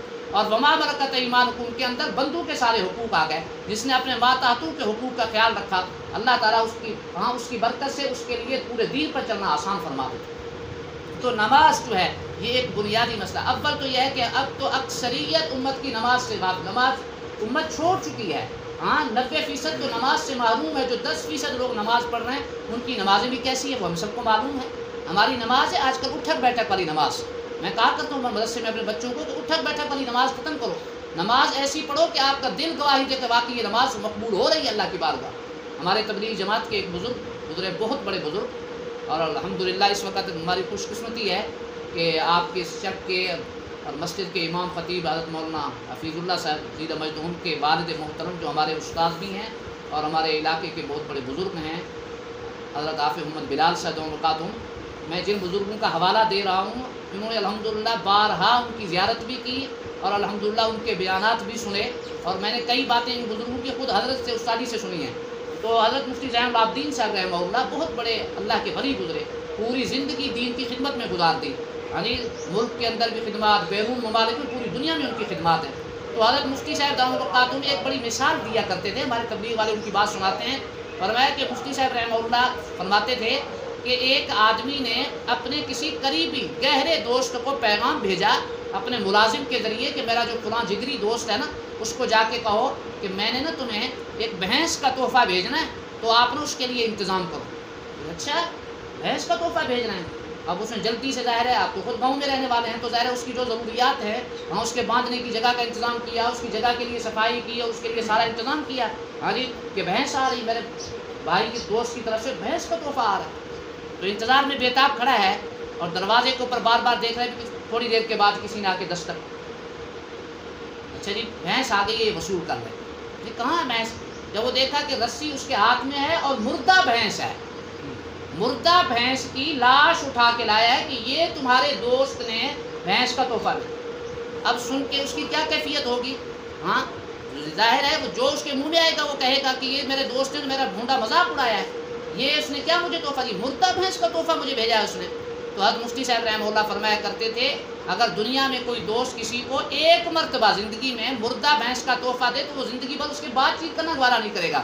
اور آج کا مسلمان ہے دن میں 5 مرتبہ اللہ کی بارگاہ میں مردہ نمازوں کا تحفہ بھیج رہا ہے. کیا اللہ تعالیٰ اس کو ایسی معاف کر دیں گے؟ ہاں کیا اس عمل سے اللہ تعالیٰ کو خوشی ہوگی؟ اللہ تعالیٰ ایسی مردہ نمازوں کو قبول فرمائیں گے؟ اور سچی بات یہی ہے کہ جیسے مفتی صاحب نے فرمایا ہماری نمازیں بے روح ہیں، آج ہماری نمازیں بے جان ہیں، ہم مردہ نمازیں پڑھ رہے ہیں. ہاں جی نماز ایسی ہو کہ انسان کا دل گواہی دے، اور اس نماز میں غفلت اور سستی کی وجہ سے آج ہمارے ہر کام کے اندر غفلت اور سستی پیدا ہو چکی ہے. تبلیغ جماعت کے بانی حضرت جی مولانا محمد الیاس صاحب رحمہ اللہ تعالیٰ نے ان کو نوازا تھا. بڑے عجیب انسان تھے کہ ان کی والدہ کہتے بچپن میں ان کو سونگ کے فرماتی تھی کہ الیاس مجھے تمہارے جسم سے صحابہ کی خوشبو محسوس ہو رہی ہے، صحابہ کی خوشبو محسوس ہوتی. پھر اللہ نے پوری دنیا میں ان سے کام لیا. دیکھیے ایک فکر فرمائی. کہتے ہیں کہ حضرت کی زبان میں لکنت تھی اور بالکل دبلے پتلے نحیف سے انسان تھے، لیکن ایک آگ تھی ان کے دل کے اندر. صاحب مولانا منظور نعمانی صاحب انڈیا والے فرماتے ہیں کہ 12 سال تک میں حضرت جی مولانا الیاس صاحب رحمہ اللہ کی صحبت میں رہا، اور قسم کھا کے فرماتے ہیں کہ ہم حضرت کے ساتھ جب نماز پڑھتے تھے کھڑے ہو کر اور حضرت کے بیانات سنتے تھے تو بعین ہی ان کے سینے سے ایسی آگ نکلتی ہوئی محسوس ہوتی تھی، ایسی تڑپ امت کی ان کے دل میں تھی، ایسی فکر اور ایسی کڑھن اور ایسا سوز اور درد ان کے اندر محسوس ہوتا تھا جیسی تڑپ صحابہ کے اندر تھی امت کے بارے میں. تو اللہ تعالیٰ نے پھر ان سے وہ کام لیا. اخلاص ایسی چیز ہے کہ دیکھیں ایک شخص کی فکر نے اور ایک شخص کے اخلاص کا پیغام اللہ نے آج پوری دنیا میں پہنچایا. تو حضرت جی مولانا الیاس صاحب رحمہ اللہ کی بات ہم نے اپنے بڑوں سے سنی کہ ایک دفعہ حضرت کے ہاں مہمان آئے ہوئے تھے، تو خادم کو بھیجا کہ بھی کوئی پانی والی لے آؤ. وہ خادم پانی لے کر آ رہا تھا، کوئی شربت یا کوئی چائے وغیرہ تھی، تو وہ اپنے خیال میں آیا کوئی ٹھوکر لگی اور اس کے ہاتھ سے برتن سارے گر گئے. اب ظاہر ہے اس موقع پر انسان کو فطری طور پر غصہ آتا ہے. حضرت جی غصے نہیں ہوئے، حضرت نے غور سے اس کی طرف دیکھا اور اس سے ایک ہی جملہ فرمایا، بیٹا اپنی نماز ٹھیک کرو، بیٹا اپنی نماز ٹھیک کرو. وہاں ایک عالم بیٹھے ہوئے تھے، انہوں نے کہا کہ حضرت یہ بات سمجھ میں نہیں آئی، اس کے ہاتھ سے برتن گرے ہیں اور آپ فرما رہے ہیں اپنی نماز ٹھیک کرو. برتن کے ٹوٹنے کے ساتھ نماز کی درستگی کا کیا ربط ہے؟ یہ کوئی بظاہر تو کوئی تک نہیں معلوم ہوتی. تو حضرت نے فرمایا بھائی بات یہ ہے، ہمارے زندگی بھر کا تجربہ یہ ہے کہ جس کی نماز میں غفلت ہوتی ہے اس کے ہر کام میں غفلت پیدا ہو جاتی ہے. جس کی نماز میں غفلت پیدا ہوتی ہے اس کے ہر کام میں غفلت پیدا ہوتی ہے. جس کی نماز ٹھیک ہے تو بس سارے کام بن گئے. جس کی نماز جاندار اس کا ہر کام شاندار، جس کی نماز جاندار اس کا ہر کام شاندار، اور جس کی نماز میں غفلت ہو. اور یہ بھی تجربہ ہوا اور مشاہدہ ہوا کہ جو زندگی بھر نماز کے ساتھ محبت کرتا ہے، نماز کو وقت پر پابندی سے ادا کرتا ہے اور ایسی نماز پڑھتا ہے جیسی نماز اللہ اور اللہ کے نبی کو مطلوب ہے، تو پھر زندگی کے آخری سانسوں تک اللہ تعالیٰ یہ نعمت اس نعمت سے محروم نہیں فرما. مجھے بات یاد آ گئی، ہمارے ملک کے نامور عالم دین جو ماشاءاللہ عالم اسلام کے بہت بڑے عظیم مبلغ ہیں، محمد طارق جمیل سے دونوں کا ایک دفعہ سنانے لگے کہ ہمارے تبلیغ جماعت کے بڑے بزرگ تھے حضرت مولانا سعید احمد خان صاحب رحمہ اللہ. ماشاءاللہ انہوں نے بڑا کام کیا، عالم عرب میں انہوں نے بہت کام کیا، وہاں مدینہ منورہ میں رہے ماشاء پوری زندگی. تو فرمایا کہ حضرت کے ساتھ میرا انتہائی قریبی تعلق تھا، اور میں نے حضرت کو ان کی صحت کے زمانے میں نمازیں پڑھتے ہوئے دیکھا کہ ایسی نماز میں نے نہیں دیکھی. اتنی خوبصورت نماز پڑھتے تھے اور ٹھہر ٹھہر کر بڑے خضوع والی نماز پڑھتے تھے. فرمانے لگے کہ حضرت کے ساتھ میرا تعلق رہا تو حضرت جب بالکل آخر عمر میں تھے اور آخری بیماری میں تھے، یعنی مرض الوفات میں تھے، تو مدینہ منورہ میں مسجد نبوی کے قریب حضرت کا قیام تھا. تو میں بھی وہاں گیا. میرے بھائی جو تھے، حضرت کے بھائی جو ہے وہ ڈاکٹر ہیں، ہارٹ کے مشہور اسپیشلسٹ ڈاکٹر ہیں، تو کہتے ہیں کہ وہ بھی میرے ساتھ تھے میرے بھائی سر. تو ہم حضرت کی زیارت کے لیے حاضر ہوئے جب ہم ان کے کمرے میں پہنچے تو حضرت بالکل اس طریقے سے لیٹے ہوئے تھے کہ دور والا آدمی یہ یقین نہیں کر سکتا تھا کہ یہ شخص زندہ ہے، بالکل ایسے معصوم جیسے میت پڑی ہوئی ہے۔ تو کہتے ہیں کہ جیسے ہم نے ان کی حالت دیکھی وہ ہوش میں بھی نہیں تھے، بالکل ایسے لیٹے ہوئے، آنکھیں بند کی ہوئی۔ تو میرے بھائی نے مجھے کان میں ایک جملہ کہا کہ مولانا زندگی موت تو اللہ کے ہاتھ میں ہے، لیکن ہمارے ڈاکٹری فن کے حساب سے مولانا زیادہ سے زیادہ 1 ہفتے کے مہمان ہیں، زیادہ سے زیادہ 1 ہفتے کے مہمان ہیں۔ خیر میں نے ان کی بات سنی تو کہتے ہیں عجیب اللہ تعالیٰ کا کرنا ایسے ہوا کہ ٹھیک 1 ہفتے کے بعد حضرت کی وفات ہو گئی۔ 1 ہفتے کے بعد بھئی یہ ایک اللہ کی طرف سے ہوتا ہے، انہیں اندازہ لگایا، اندازہ درست ثابت ہوا۔ لیکن مولانا نے فرمایا کہ وہاں ہم نے ایک عجیب بات دیکھی، حضرت کو ہم نے جب بھی دیکھا تو بالکل اسی حال میں آنکھیں بند کر کے لیٹے ہوئے ہوتے تھے۔ جب مسجد نبوی کے میناروں سے اذان کی آواز گونجتی تھی، جیسے ہی اذان کی آواز شروع ہوتی تو حضرت کے بیٹے ان کے قریب تشریف لاتے اور کان میں ایسا سے کہتے نماز، بس ایسے فرماتے نماز۔ جیسے ہی حضرت کے کانوں میں نماز کی آواز پڑتی تو حضرت ایسے اٹھتے تھے جیسے ان کے جسم میں بجلی کود گئی ہے اور جوانوں کی طرح اٹھ پڑتے۔ ہم حیران ہوتے کہ یہ شخص تو بالکل ہلنے جلنے کے قابل بھی نہیں ہے اور یہ کیا بجلی کود جاتی ہے ان کے جسم کے اندر۔ کہتے بڑے تیز قدموں کے ساتھ چلتے، وضو فرماتے، تیز قدموں کے ساتھ ہمارے ساتھ چلتے اور پوری نماز کھڑے ہو کے ادا کرتے، امام کے پیچھے، مسجد نبوی کے امام صاحب کی ابتدا میں مسجد نبوی میں کھڑے ہو کر پوری نماز پڑھتے اور نماز سے فارغ ہو کر پھر جیسے ہی چارپائی پہ لیتے پھر وہی کیفیت ہو جاتی۔ ہم حیران تھے کہ یہ کیا چیز ہے۔ بات یہ ہے کہ جو اللہ تعالیٰ کے مقرب اور محبوب بندے ہوتے ہیں نا، صحیح معنوں کے اندر جن کے دل میں اللہ کا خوف ہوتا ہے، پوری زندگی جو نماز کے ساتھ شغف رکھتے ہیں، اللہ تعالیٰ زندگی کے آخر تک ان کو اس نعمت سے محروم نہیں فرماتا۔ تو نماز جو ہے یہ پورے دین کا، پورے دین کی جو عمارت ہے وہ نماز کے ستون پہ قائم ہے۔ اور اللہ کے محبوب صلی اللہ علیہ وسلم نے ارشاد فرمایا کہ قرۃ عینی فی الصلاۃ، میری آنکھوں کی ٹھنڈک نماز میں رکھی گئی۔ اسی حضرت بلال سے فرماتے ارحنا یا بلال، جب یہ فرماتے نا کہ نماز کی تیاری کرو یا نماز کے لیے اذان دو تو یہ نہیں فرماتے تھے کہ اذان دو، بلکہ یہ فرماتے ارحنی یا بلال، ارے بلال مجھے راحت پہنچاؤ، سبحان بلال مجھے راحت پہنچاؤ۔ اللہ کے محبوب صلی اللہ علیہ وسلم کو نماز میں سکون ملتا، آپ کی آنکھوں کی ٹھنڈک نماز کی۔ اور آج ہمیں نماز کے اندر ہمارا حال یہ ہوتا ہے کہ ہم نماز شروع کرتے ہیں اور اول سے لے کر آخر تک ہمیں خود کو کوئی خیال نہیں ہوتا کہ ہم کہاں کھڑے ہیں۔ پوری میں تو کہا کرتا ہوں کہ آج ہماری پوری منصوبہ بندی اور سارے کاموں کی پلاننگ ہم نماز میں کرتے ہیں۔ نماز ادھر سے شروع اور بس وہی جیسے ہمارے حضرت فرمایا کرتے تھے آج کے مسلمان کی نماز ایٹومیٹک نماز ہے، ایٹومیٹک نماز ہے آج کے مسلمان کی۔ تو یاد رکھیے ہمارے تمام مسائل کا حل نماز کے اندر ہے۔ نماز سے بڑا کوئی وظیفہ نہیں ہے، نماز سے بڑا کوئی تعویذ نہیں ہے، نماز سے بڑی کوئی دعا نہیں ہے۔ میں بے شمار لوگوں کو جانتا ہوں، مردوں کو اور بہت سی خواتین میرے اس علم میں ہیں جو بہت سے وظائف پڑھتے ہیں، بہت سی دعائیں کرتے ہیں، وظائف پڑھتے ہیں، تعویذات۔ لوگ آتے ہیں اور کہتے ہیں جی بس کیا کریں، کئی خواتین آتی ہیں، ایک بار حضرت جی دعا فرمائیں، ہم بڑے پریشان ہیں۔ وہ ہماری جو خالہ ہے نا جی، وہ انہوں نے جو ہے ہمیں تعویذ کیا ہوا ہے، ہماری جو پھپھو ہے انہوں نے ہمیں تعویذ کیا ہوا ہے، اور فلاں لوگوں نے جو ہے نا وہ فلاں جو ہمارے سے اس نے ہمارا رزق باندھا ہوا ہے۔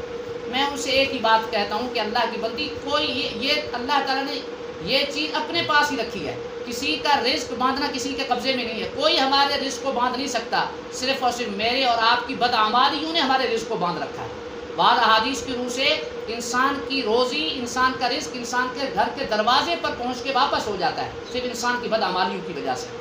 آج ہمارے گھروں کے اندر نماز نہیں ہے، ہمارے گھر کی خواتین پردے کا اہتمام نہیں کرتی، اور پردے کا تو حکم ہے، اس کو تو ایسی سمجھ جیسے یہ دین کا کوئی حکم ہی نہیں ہے۔ یہ اچھی طرح ذہن نشین کر لیں کہ پردہ نماز کی طرح فرض ہے، جیسے 5 وقت کی نماز فرض ہے، اسی طریقے سے شرعی پردہ بھی فرض ہے۔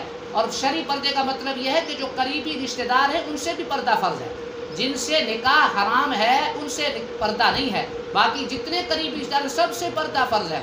آج ہمارے دیندار خواتین کے اندر بھی بڑی کمی ہے کہ ایک تو یہ ہے کہ اب تو پردہ ہے ہی نہیں، پھر جہاں پردہ ہے تو وہاں شرعی پردہ نہیں ہے۔ جی ماموں زاد بھائی، خالہ زاد بھائی اور پھوپھی زاد بھائی، یہ اچھی طرح کرنے، جتنے بھی کزن ہیں، جتنے بھی قریبی رشتہ دار ہیں، ان سب سے پردہ فرض ہے۔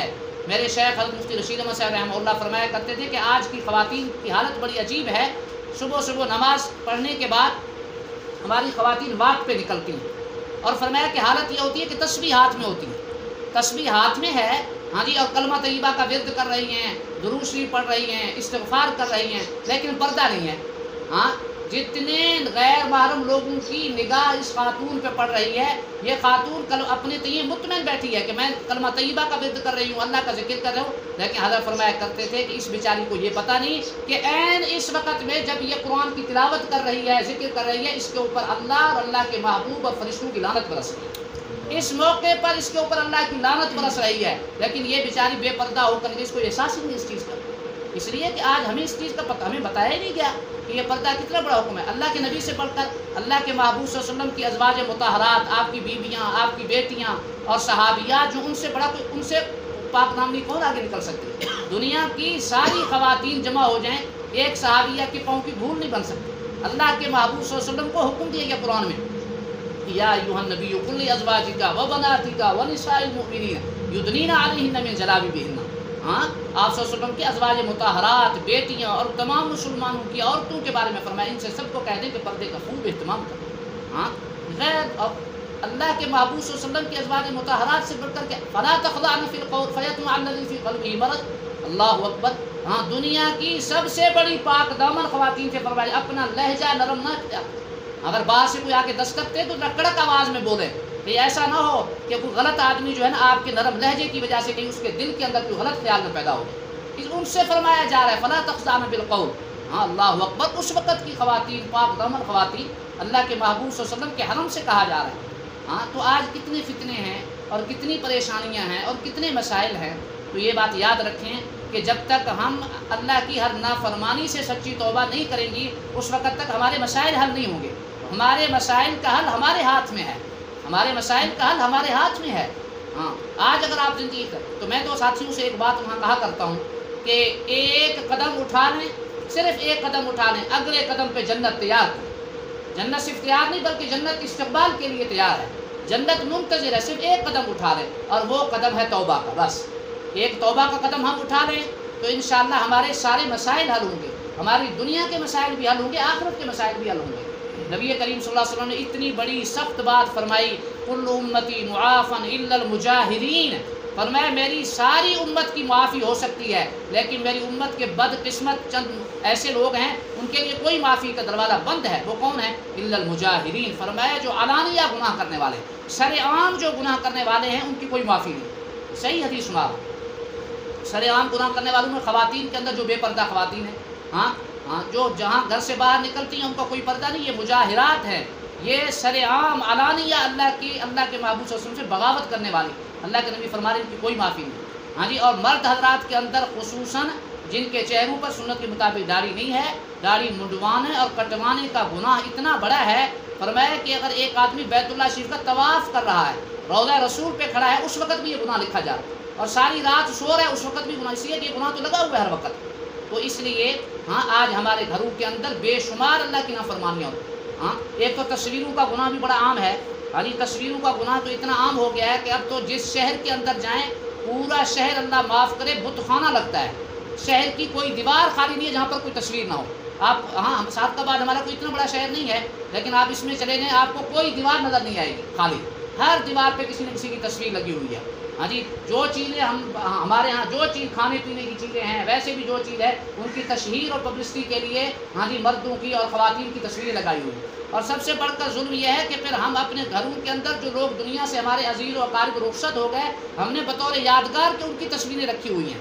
ہاں، والد کی تصویر گھروں میں لگی ہوئی ہے، دادا جان کی تصویر لگی ہوئی ہے، اور خوش ہیں لوگوں کو فخر سے دکھاتے کہ ہم نے بڑوں کی تصویر، حالانکہ حدیث میں فرمایا کہ جن کی تصویریں لگی ہوئی ہیں ان کی روح کو تکلیف ہوتی ہے، ان کی تصویر کو رکھنے کی وجہ سے آپ تو یہاں خوش ہو رہے ہیں لیکن ان کی روح کو تکلیف ہو رہی ہے۔ ہاں جی، اور آپ شادی کے موقع کی جو ویڈیو بنی، ہاں جی، وہ ویڈیو 20 سال تک، 40 سال تک، 50 سال تک محفوظ رکھی جاتی ہے۔ بچے بڑے ہو جاتے ہیں تو ان کو ماں باپ دکھا رہے تھے کہ یہ دیکھو یہ ہمارے ہاں شادی کی ویڈیو جو ہم نے بنائی تھی۔ جب تک وہ ویڈیو آپ کے گھر کے اندر محفوظ ہے، ذہن میں آپ یہ ذہن میں رکھ لیں کہ آپ کے گھر کے اندر رحمت کے فرشتوں کا داخلہ بند ہے۔ جب رحمت کے فرشتوں کا داخلہ صحیح حدیث کی روح سے جس گھر میں تصویر ہے، ہاں، وہاں رحمت کے فرشتوں کا داخلہ بند ہے۔ جب رحمت کے فرشتوں کا داخلہ ہم نے خود سے بند کیا ہوا ہے تو پھر آپ کیا امید رکھیں گے اس گھر میں برکت کی؟ کیا ہم امید رکھیں گے کہ اس گھر کے اندر صحت رہے گی، ہاں جی، خوشیاں ہوں گی؟ ظاہر ہے یہ گھر تو ظاہر پریشانیوں کا گھر بنے گا۔ اس گھر کے اندر بے برکتی ہوگی۔ آج یہی وجہ ہے، گھر کے سارے افراد پہلے گھر، ہاں ہمارے بزرگ بیٹھے ہیں، ہاں یہ اچھی طرح جانتے ہیں، پہلے گھر کا ایک فرد کماتا تھا، سارے افراد کھاتے تھے، اور پھر بھی الحمدللہ ختم ہی نہیں ہوتی تھی چیزیں۔ ہاں جی، ہمارے دادا جان رحمہ اللہ فرمایا کرتے تھے کہ اب تو کھاد سپرے کا دور آ گیا، پہلے زمانے میں لوگ ایسے ہی بیچارے گندم کاشت کرتے تھے، کوئی کھاد سپرے نہیں تھی۔ ہاں جی، وہ بارش کے اوپر فصلیں پکتی تھی۔ فرمایا کہ 8 سے 10 من بمشکل 1 ایکڑ کی پیداوار ہوتی، 8 سے 10 من بمشکل پیداوار، اور پورا سال گندم ختم نہیں ہوتی تھی۔ آج تقریباً یہی 1 ایکڑ جو ہے اس کی پیداوار 60 من 70 من بھی آ رہی ہے، ہاں 1 ایکڑ کی، اور کتنی پیداوار آ رہی ہے، اور گھر کے سارے افراد کما رہے ہیں، اس کے باوجود اللہ معاف کرے ہر چیز پوری، کسی چیز کی پرائی نہیں ہو رہی۔ ہاں یہ تو رزق کا حال ہے، صحتوں کا حال میں نے آپ کو بتایا، اور وقت کی بے برکتی کا حال دیکھیں۔ پہلے زمانے کے اکابر بزرگ اتنا کام کر گئے کہ آج ہم حیران ہوتے ہیں۔ ہمارے کتنے بڑے بڑے علماء، کتنے بڑے بڑے بزرگ ایسے گزرے ہیں جنہوں نے اتنی کتابیں لکھی ہیں، آپ حیران ہوں گے کہ آج اگر ہم پوری زندگی لگا کے ان کی کتابوں کا صرف مطالعہ کرنا چاہیں، ہماری زندگیاں ختم ہو جائیں گی، ساری ہماری زندگیاں فنا ہو جائیں، کھپ جائیں، لیکن ان کی کتابوں کا ہم مطالعہ نہیں کر سکتے، اور وہ اپنی زندگی میں اتنی کتابیں لکھ کے چلے گئے۔ ہمارے ابھی قریبی دور کے بہت بڑے بزرگ گزرے، حکیم مولانا اشرف علی تھانوی رحمہ اللہ، میں بچوں کو بتاتا رہتا ہوں کہ تقریباً 2800 کتابیں حضرت نے لکھی ہیں، 2800 کتابیں، اور کوئی موضوع نہیں چھوڑا۔ آپ حیران ہوں گے کہ جانوروں کے حقوق پر بھی حضرت نے کتاب لکھی ہے، حقوق البہائم کے نام سے، جانوروں کوئی موضوع، 2800 کتابیں ایک آدمی نے لکھی ہیں۔ ہاں وہ ہم جیسے گوشت پوشت کے بنے ہوئے انسان تھے، ہاں ان کے بھی بیوی بچے تھے، ان کے بھی کام کاج تھے، ہاں جی ان کی بھی ساری دنیا کی ضروریات ان کے ساتھ لگی ہوئی تھی، لیکن اس کے باوجود آپ دیکھیے کتنا بڑا کام کر گیا۔ میں کل ہی بچوں کو اپنے بیان میں بتا رہا تھا، طلباء کا جو مجمع تھا تو ان کو بتا رہا تھا کہ ایک بہت بڑے مشہور محدث گزرے ہیں امام نووی رحمہ اللہ، ان کی حدیث کی کتاب ریاض الصالحین بڑی معروف ہے، مسلم شریف پر انہوں نے شرح لکھی ہے، ہاں جی، اور بڑی بڑی انہوں نے کتابیں لکھی ہیں۔ تو حضرت کے میں حالات میں پڑھ رہا تھا کہ اتنی کتابیں لکھی، اور عمر ان کی کل 45 سال ہوئی ہے، 45 سال کل عمر ہوئی ہے۔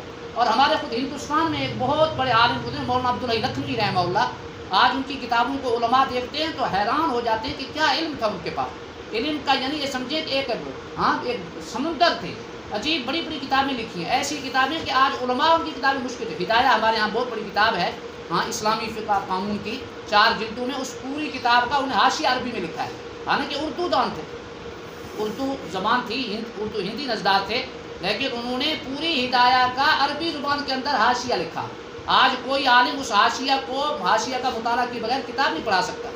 شرح وقایہ ایک بڑی کتاب ہے، اس کی شرح لکھی انہوں نے کمال کی، وہ شرح نہیں مکمل ہو سکی، اور ان کے بے شمار رسائل ہیں، بڑی بڑی کتابیں اتنی ہیں، یقین کریں کہ آج پوری زندگی لگ جائے ان کی کتابوں کو پڑھتے ہوئے، لیکن آپ حیران ہوں گے ان کی عمر کل ہوئی ہے 39 سال، کل 39 سال عمر ہوئی اور اتنا کام کر گئے۔ میں بچوں سے کہہ رہا تھا، میں نے کہا دیکھیں کھیل کود کا زمانہ اور پڑھائی کا زمانہ بھی تقریباً زیادہ، اتنا تو 18-19 سال تو لگ ہی جاتے ہیں نا، ہاں 7-8 سال کھیل کود کا زمانہ ہوتا ہے، 8-10 سال انہیں کتابیں پڑھی ہوں گی، ہاں تو 19 سال نکالیں، باقی صرف 20 سال بچ گئے۔ 20 سال کے اندر ایک فرد تنہا اتنا کام کر گیا کہ آج پوری ایک اکیڈمی مل کے اتنا کام نہیں کر سکتی۔ علامہ جلال الدین سیوطی رحمہ اللہ کا آپ نے نام سنا ہوگا، ان کی کتابیں آپ کی نظر سے گزری ہوں گی، ان کے بارے میں بھی آتا ہے کہ انہوں نے کوئی فن دنیا کا نہیں چھوڑا، حتیٰ کہ ریاضی پر کتابیں ہیں ان کی، ہاں جی جغرافیہ پر ان کی کتاب ہے، سائنس پر کتابیں لکھی ہیں، قرآن حدیث پر بے شمار 3 تفسیریں ہیں صرف حضرت کی، احادیث پر بڑا کام، تاریخ پر، ہاں جی، لیکن یہ سارا کام انہوں نے صرف 50 سال کی عمر میں مکمل کیا، اور بقیہ جتنی زندگی ہے وہ بیٹھ کے کرنے اللہ اللہ کرنے میں گزار دی۔ تو گزارش یہ ہے کہ یہ ہمارے اکابر بزرگوں نے اتنا کام کیا، یہ کیا تھا؟ یہ صرف وقت کی برکت تھی، اور یہ وقت کی برکت، صحت کی برکت، رزق کی برکت کیا کس وجہ سے تھی؟ اللہ کے دین پر عمل کرنے کی وجہ سے، اللہ تعالیٰ اور اللہ کے محبوب صلی اللہ علیہ وسلم کی فرما برداری کی وجہ سے یہ ساری برکات تھی۔ تو گزارش اور درخواست یہ ہے کہ ہم ہر گناہ سے سچی توبہ کر لیں۔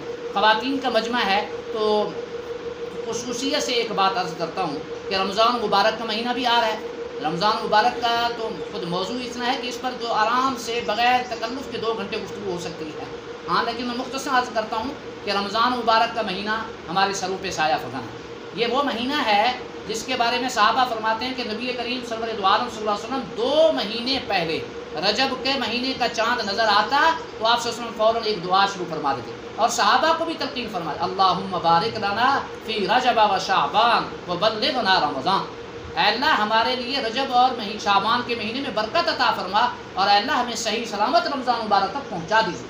تو 2 مہینے رمضان مبارک کا اشتیاق، میں ساتھی کو کہا کرتا ہوں کہ رمضان جو ہے رجب کا مہینہ یہ اشتیاق رمضان کا مہینہ ہے، اور شعبان استقبال رمضان کا مہینہ ہے۔ رجب کا مہینہ اشتیاق رمضان کا، کہ اس مہینے سے رمضان کا شوق پیدا ہو جائے دل میں، اور رمضان شعبان کے اندر جس مہینے ابھی یہ جو ہے آج 13 تاریخ ہے شعبان کی، یہ رمضان کے استقبال کا مہینہ ہے۔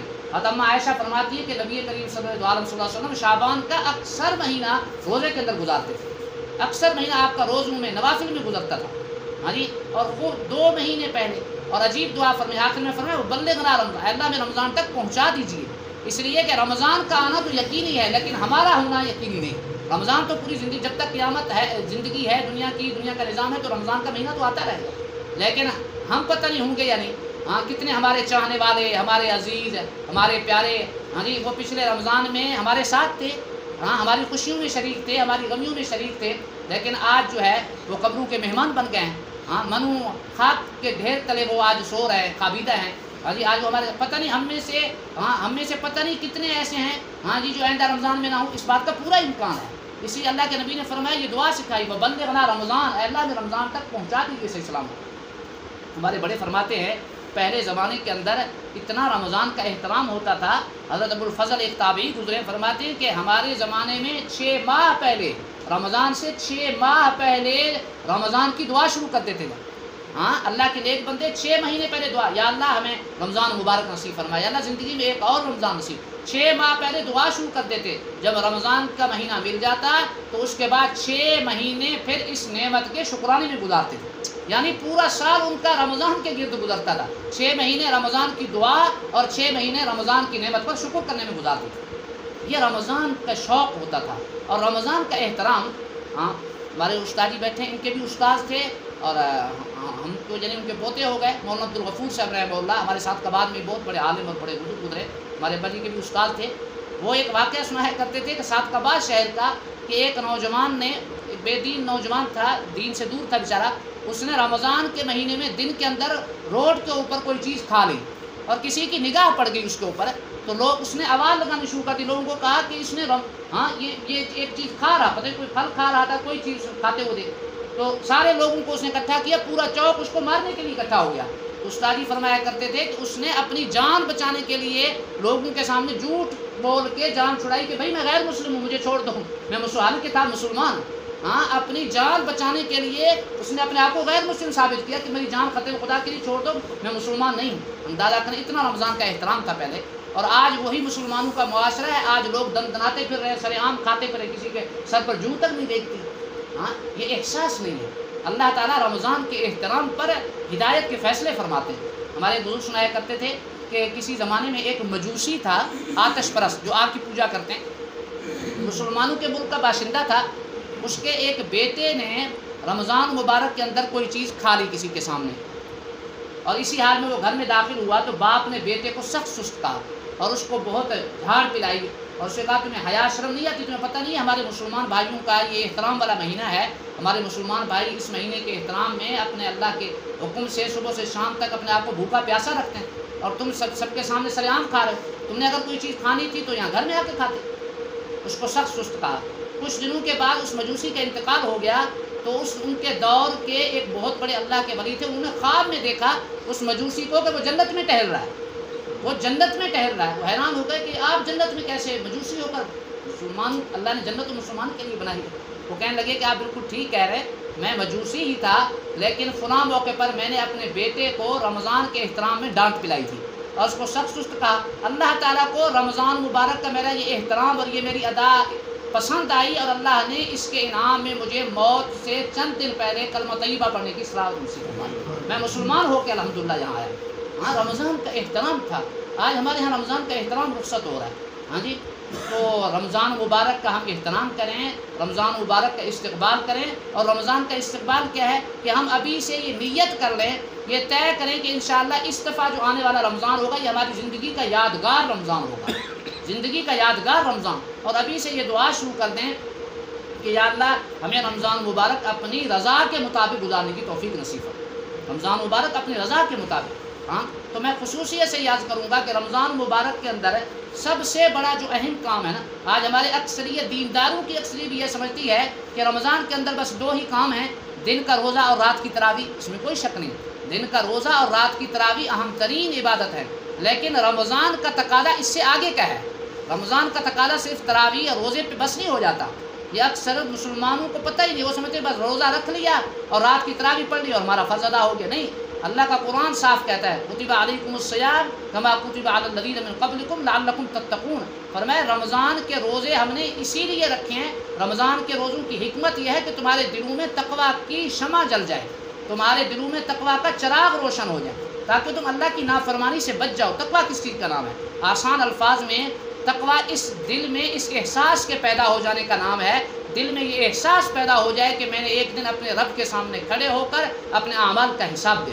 وَأَمَّا مَنْ خَافَ مَقَامَ رَبِّهِ وَنَهَى النَّفْسَ عَنِ الْهَوَىٰ فَإِنَّ الْجَنَّةَ هِيَ الْمَأْوَىٰ، اللہ تعالیٰ فرماتے ہیں جو شخص اپنے رب کے سامنے کھڑے ہونے سے ڈر گیا اور اس نے اپنے آپ کو گناہوں سے بچا لیا، فَإِنَّ الْجَنَّةَ هِيَ الْمَأْوَىٰ، یقین جانو کہ جنت اسی شخص کا ٹھکانہ ہے، جنت اسی انسان کا ٹھکانہ۔ تو بس یہ دل میں اس احساس کا پیدا ہو جانا کہ میں نے اپنے اللہ کے سامنے ایک دن کھڑا ہونا ہے، اس احساس کا دل میں پیدا ہو جانا، اسی کا نام تقویٰ۔ اور متقی کے لیے جنت، ہمارے بزرگ فرمایا کرتے تھے متقی ہو کر جہنم میں چلا جائے مجھے سمجھ میں نہیں آتا۔ ہاں، متقی آدمی اور اس کا حساب کتاب ہو، ہاں یہ مجھے سمجھ میں نہیں آتا۔ ہاں، یہ ہو ہی نہیں سکتا کہ متقی آدمی کا حساب کتاب کیسے ہوگا؟ جو متقی ہے جنت اس کے لیے بغیر حساب کے انشاءاللہ تیار۔ ہاں، تو تقویٰ کسی کا نام ہے؟ اللہ کی ہر نافرمانی سے بچنے۔ ہم یہ طے کر لیں کہ ہم نے رمضان مبارک کے اندر اللہ کی نافرمانی نہیں کرنی، ہر گناہ سے خود کو بچانا ہے۔ میرے استاد بڑی پیاری مثال دیا کرتے تھے، فرمایا کرتے دیکھیں آپ کمرے کے اندر آپ نے اے سی لگوایا، کمرے کے اندر آپ نے اے سی لگوایا، اب آپ اے سی کا بٹن آن کرتے ہیں اور آپ نے کھڑکیاں بھی کھول دی، ساری دروازے بھی کھلے ہوئے ہیں، تو آپ کا کمرہ کبھی بھی ٹھنڈا نہیں ہوگا، اس لیے کہ اے سی اسی کا کمرے کو ٹھنڈا کرے گا۔ جب آپ کمرے کے دروازے بند کریں گے، کھڑکیاں بند کریں گے، کمرہ بند ہوگا تو ٹھنڈک آئے گی اندر۔ تو فرمایا کہ ہماری مثال ایسے ہے کہ آج ہم نے روزے کا روزے کی جو نیکی ہے یہ تو ہم نے رکھ لی، روزہ ہم نے رکھ لیا، سحری ہم نے کر لی، اور یہ روزے کا بٹن تو ہم نے آن کر دیا ہے، لیکن گناہوں کی کھڑکیاں ایسے ہی کھول رکھی، گناہوں کی کھڑکیاں کھلی ہوئی ہیں، گناہوں کے دروازے بند نہیں کیے، گناہ ہم ایسے ہی کر رہے ہیں، اللہ کی نافرمانی کر رہے ہیں، تو پھر ہمیں روزے کی ٹھنڈک کہاں ملے گی؟ ہاں، حضرت مولانا شاہ ابراء الحق صاحب رحمہ اللہ ہمارے انڈیا کے بہت بڑے بزرگ تھے، بڑی عجیب مثال دیتے تھے بچوں کو سمجھانے کے لیے، ہاں نوجوانوں کو، فرمایا کہ بھی دیکھو آپ نا آپ ٹینکی بھرنا چاہتے ہیں تو آپ موٹر چلاتے ہیں، موٹر آپ نے چلائی، ہاں، اور ادھر سے آپ ایک کام یہ کرتے ہیں کہ جیسے آپ نے بٹن آن کیا، ہاں جی موٹر کا بٹن آپ نے شروع کر دیا، پھر چلو ٹینکی بھرے اور ادھر سے آپ نے ٹوٹیاں بھی کھول دی، تو ٹینکی کبھی بھی نہیں بھرے گی، اس لیے کہ ایک طرف سے پانی اوپر کو جا رہا، ادھر سے ٹوٹی سے نکل رہا پانی۔ تو ہماری مثال ایسی ہے کہ ادھر سے تو ہم نیکی کریں اور ادھر سے ساتھ ہی اللہ کی نافرمانی بھی نہ چھوڑیں، تو ہمیں کبھی بھی نیکی نصیب نہیں ہوگی۔ نیکی اسی وقت نصیب ہوگی جب اللہ کی نافرمانی سے بچیں گے، گناہوں سے خود کو بچائیں گے، تو انشاءاللہ پھر روزے کا انعام بھی ملے گا، تراویح کا انعام بھی ملے گا۔ ہاں، اللہ کے محبوب صلی اللہ علیہ وسلم کی صحیح حدیث یاد رکھیں، کم من صائم لیس لہ من صیامہ الا الظما وکم من قائم لیس لہ من قیامہ الا السحر، فرمایا میری امت کے بہت سے بدقسمت روزے دار ایسے ہیں جو صبح سے لے کر شام تک روزہ رکھتے ہیں، ہاں صبح سے لے کر شام تک روزہ ہے، 14 سے 15 گھنٹے کا روزہ رکھا، لیکن ان کے نامہ اعمال میں بھوک اور پیاس کے سوا کچھ نہیں لکھا جاتا۔ وکم من قائم لیس لہ من قیامہ الا السحر، اور بے شمار عبادت گزار ایسے جن کی راتیں مصلی پہ گزرتی ہیں، ساری ساری رات قیام کرتے ہیں، لیکن ان کے نامہ اعمال میں تھکاوٹ کے سوا کچھ نہیں لکھا جاتا۔ یہ کون ہے؟ محدثین نے فرمایا کہ یہ آپ صلی اللہ علیہ وسلم کی امت کے وہ بدقسمت لوگ ہیں جو روزہ رکھتے ہیں لیکن روزے کے تقاضے پر عمل نہیں کرتے، روزہ رکھتے ہیں لیکن اللہ کی نافرمانی نہیں چھوڑتے۔ روزہ رکھا ہوا ہے، یہ عجیب معاملہ ہے، روزہ رکھ کر ہے حلال چیزوں سے تو خود کو بچاتے ہیں، اس لیے کہ دیکھیں کھانا پینا میاں بیوی کا ملاپ یہ ویسے تو حلال ہیں، یہ چند گھنٹے کی صرف پابندی ہے نا، عارضی طور پر 14-15 گھنٹے کے لیے پابندی ہے، رمضان کے راتوں کے اندر تو کھانے پینے کی اجازت ہے، تو چند گھنٹوں کے لیے جو چیزیں اللہ نے حرام کی ہیں عارضی طور پر ہیں حلال چیزیں، ان کو آج کا مسلمان چھوڑ دیتا ہے، لیکن جو چیز ہمیشہ کے لیے حرام ہے، غیبت ہمیشہ کے لیے حرام، جھوٹ بولنا ہمیشہ کے لیے حرام، سود کھانا اور لینا ہمیشہ کے لیے حرام، فراڈ کرنا، ہاں دل آزاری کرنا، یہ سارے گناہ عام ہیں، نماز کا چھوڑنا، یہ سارے کام حرام ہیں، ان کو چھوڑنے کے لیے آج کا مسلمان تیار نہیں ہے، تو یہ کیسا روزہ ہے؟ میں کہا کرتا ہوں کہ یہ روزہ نہیں ہے، یہ بھوک ہڑتال ہے، یہ بھوک ہڑتال ہے۔ جو آج کا مسلمان 15 گھنٹے کا روزہ رکھ رہا ہے لیکن اللہ کی نافرمانی سے باز نہیں آ رہا، اس کو کوئی روزہ نہیں ہے۔ ہاں، آج ہماری خواتین کو غیبت کا مرض بہت زیادہ ہے، خواتین کی اب تو مردوں میں بھی یہ بیماری عام ہو گئی ہے، عورتیں بیچاری ویسے بدنام ہو گئی ہیں، ہمارے اندر بہت کمی ہے۔ ہاں جی، زبان کے حوالے سے بڑی بے احتیاطی، نبی کریم صلی اللہ علیہ وسلم نے شاہ فرمایا زبان بہت عجیب چیز ہے، ہاں بہت بڑی عجیب چیز ہے، اللہ نے اس کا معاملہ ہی عجیب رکھا ہے۔ ہاں فرمایا جرمہ صغیر و جرمہ کبیر، جسامت کے لحاظ سے چھوٹا سا ایک لوتھڑا ہے لیکن اس کا جرم بہت زیادہ ہے۔ بعض روایت میں فرمایا کہ انسان اپنی بے خیالی میں زبان سے ایک ایسا جملہ نکالتا ہے اس کو خیال ہی نہیں ہوتا، لیکن بے توجہی کی وجہ سے اس کلمے کے کہنے سے انسان جہنم کی تہہ میں پہنچ جاتا ہے اور اس کو احساس ہی نہیں ہوتا۔ اور اسی زبان سے بے خیالی میں کوئی کبھی ایسا اچھا جملہ بول دیتا ہے کہ جنت کے اعلیٰ مقام تک پہنچ جاتا ہے، اس کو خیال ہی نہیں ہوتا۔ اس لیے فرمایا کہ زبان سے احتیاط کے ساتھ، اس لیے ہمارے کہتے ہیں کہ پہلے سوچو پھر تولو پھر بولو۔ نبی کریم صلی اللہ علیہ وسلم نے فرمایا من کان یؤمن باللہ والیوم الآخر فلیقل خیرا او لیصمت۔ جو اللہ اور آخرت کے دن پہ ایمان رکھتا ہے اسے چاہیے کہ اپنی زبان سے یا تو اچھی بات کہے وگرنہ پھر خاموش رہے۔ یہ خاموشی بہت بہترین چیز ہے، من صمت نجا، فرمایا جو خاموش رہا وہ نجات پا گیا۔ حضرت عقبہ بن عامر کے بارے میں آتے ہیں کہ دفعہ نبی کریم صلی اللہ علیہ وسلم کی خدمت میں فرمایا کہ حاضر ہوئے اور عرض کیا من نجات یا رسول اللہ، یا رسول اللہ نجات کیسے ہوگی؟ صحابہ کی تو ایک ہی سوچ تھی نا، صحابہ کی ایک ہی سوچ تھی کہ ہماری آخرت کیسے سنورے گی، جہنم سے کیسے چھٹکارا اور نجات ہوگی۔ من نجات یا رسول اللہ، آپ نے ان کو 3 نصیحتیں فرمائی۔ پہلی نصیحت یہی فرمائی عمل کا علیہ کا لسان، فرمایا اپنی زبان پہ تالا لگاؤ، اپنی زبان کو قابو رکھو، اپنی زبان کو قابو رکھو گے تو نجات پا جاؤ۔ حضرت معاذ بن جبل رضی اللہ تعالیٰ عنہ نبی کریم صلی اللہ علیہ وسلم کے چہیتے صحابی تھے، محبوب ترین صحابی تھے، اور آپ صلی اللہ علیہ وسلم نے بہت سے مواقع پر ان کو عجیب و غریب نصیحتیں فرمائیں، اور آپ حیران ہوں گے کہ ایک دفعہ اللہ کے محبوب صلی اللہ علیہ وسلم نے ایسی محبت کا اظہار ان سے فرمایا کہ پورے صحابہ کی جماعت میں یہ مقام صرف ان کو حاصل ہے۔ آپ نے ان کے کندھے پہ ہاتھ رکھا، کندھے پہ پیار سے ہاتھ رکھا اور عجیب جملہ فرمایا، ان سے فرمایا انی لاحب اللہ انی لاحبک یا معاذ، سبحان، اے معاذ اللہ کی قسم مجھے تم سے محبت ہے۔ اللہ کی قسم کھا کے اللہ کے نبی اپنے امتی سے فرما رہے ہیں کہ با خدا مجھے تم سے محبت۔ حضرت معاذ کی آنکھوں سے آنسو نکلے، یا رسول اللہ مجھے بھی دل و جان سے آپ سے محبت۔ اور اس کے بعد آپ نے ان کو ایک نصیحت فرمائی کہ ہر فرض نماز کے بعد ایک دعا پڑھنا ضرور، لا تدعن دبر کل صلاۃ اللہم اعنی علی ذکرک و شکرک و حسن عبادتک، فرمایا یہ دعا کبھی نہ چھوڑنا ہر نماز فرض نماز کے بعد، اللہم اعنی علی ذکرک و شکرک و حسن عبادتک۔ کتنی تاکید کے ساتھ اللہ کے محبوب صلی اللہ علیہ وسلم نے یہ دعا سکھائی، اور ہماری بدقسمتی کا عالم یہ ہے کہ آج مسلمانوں کی اکثریت اس دعا سے نابلد ہے، ان کو اس دعا کا پتہ ہی نہیں ہے کہ کتنی بڑی فضیلت والی دعا ہے۔ تو میں یہ عرض کر رہا تھا کہ حضرت معاذ رضی اللہ تعالیٰ عنہ کی، اب ان کا تذکرہ شروع ہو گیا تو گھنٹہ اس پہ، بہت بڑے عجیب و غریب صحابی تھے۔ حضرت معاذ بن جبل رضی اللہ تعالیٰ عنہ انصاری صحابی ہیں۔ تو آپ صلی اللہ علیہ وسلم نے ایک موقع پر سواری میں آپ صلی اللہ علیہ وسلم کے ساتھ جا رہے تھے، ردیف تھے، آپ صلی اللہ علیہ وسلم کے پیچھے بیٹھے تھے، تو آپ نے ان کو کم از کم 10 نصیحتیں فرمائیں، تقریباً 8 سے 10 نصیحتیں ان کو فرمائیں، اور آخر میں ان سے فرمایا الا اخبرک بملاک ذلک، کیا میں تمہیں اے معاذ یہ ساری باتوں کا خلاصہ اور لب لباب اور نچوڑ نہ بتا دوں؟ تو میں نے عرض کیا قلت بلا یا رسول اللہ، یا رسول اللہ ضرور ارشاد فرمائیے۔ تو آپ نے فاخذ بلسانی، فرمایا آپ نے اپنی زبان مبارک کو پکڑا اور فرمایا کف علیک ھذا، بس اس زبان پہ قابو رکھو، اس زبان پہ قابو رکھو گے انشاءاللہ یہ ساری باتوں پر، ساری نصیحتوں پر عمل ہو جائے۔ تو حضرت معاذ بن جبل چونکہ ایک طالب علم قسم کے صحابی تھے اور بڑے ذہین تھے، تو انہوں نے فوراً سوال کیا، اور عرض کیا کہ میں نے عرض کیا کہ یا رسول انا لمؤاخذون بما نتکلم به یا رسول اللہ، یا رسول اللہ کیا یہ جو ہم عام اپنے خیال میں جو بیٹھے مجلسوں میں جو بات کرتے رہتے ہیں، گفتگو ہماری چلتی رہتی بے خیالی میں، کیا اس پہ بھی پکڑ ہوگی ہماری، اس میں بھی پکڑ ہوگی؟ تو آپ صلی اللہ علیہ وسلم حیران ہوئے اور مجھے عجیب جملہ فرمایا، ثقلت کا امو کا یا معاذ، اے معاذ تمہاری ماں تمہیں گم پائے۔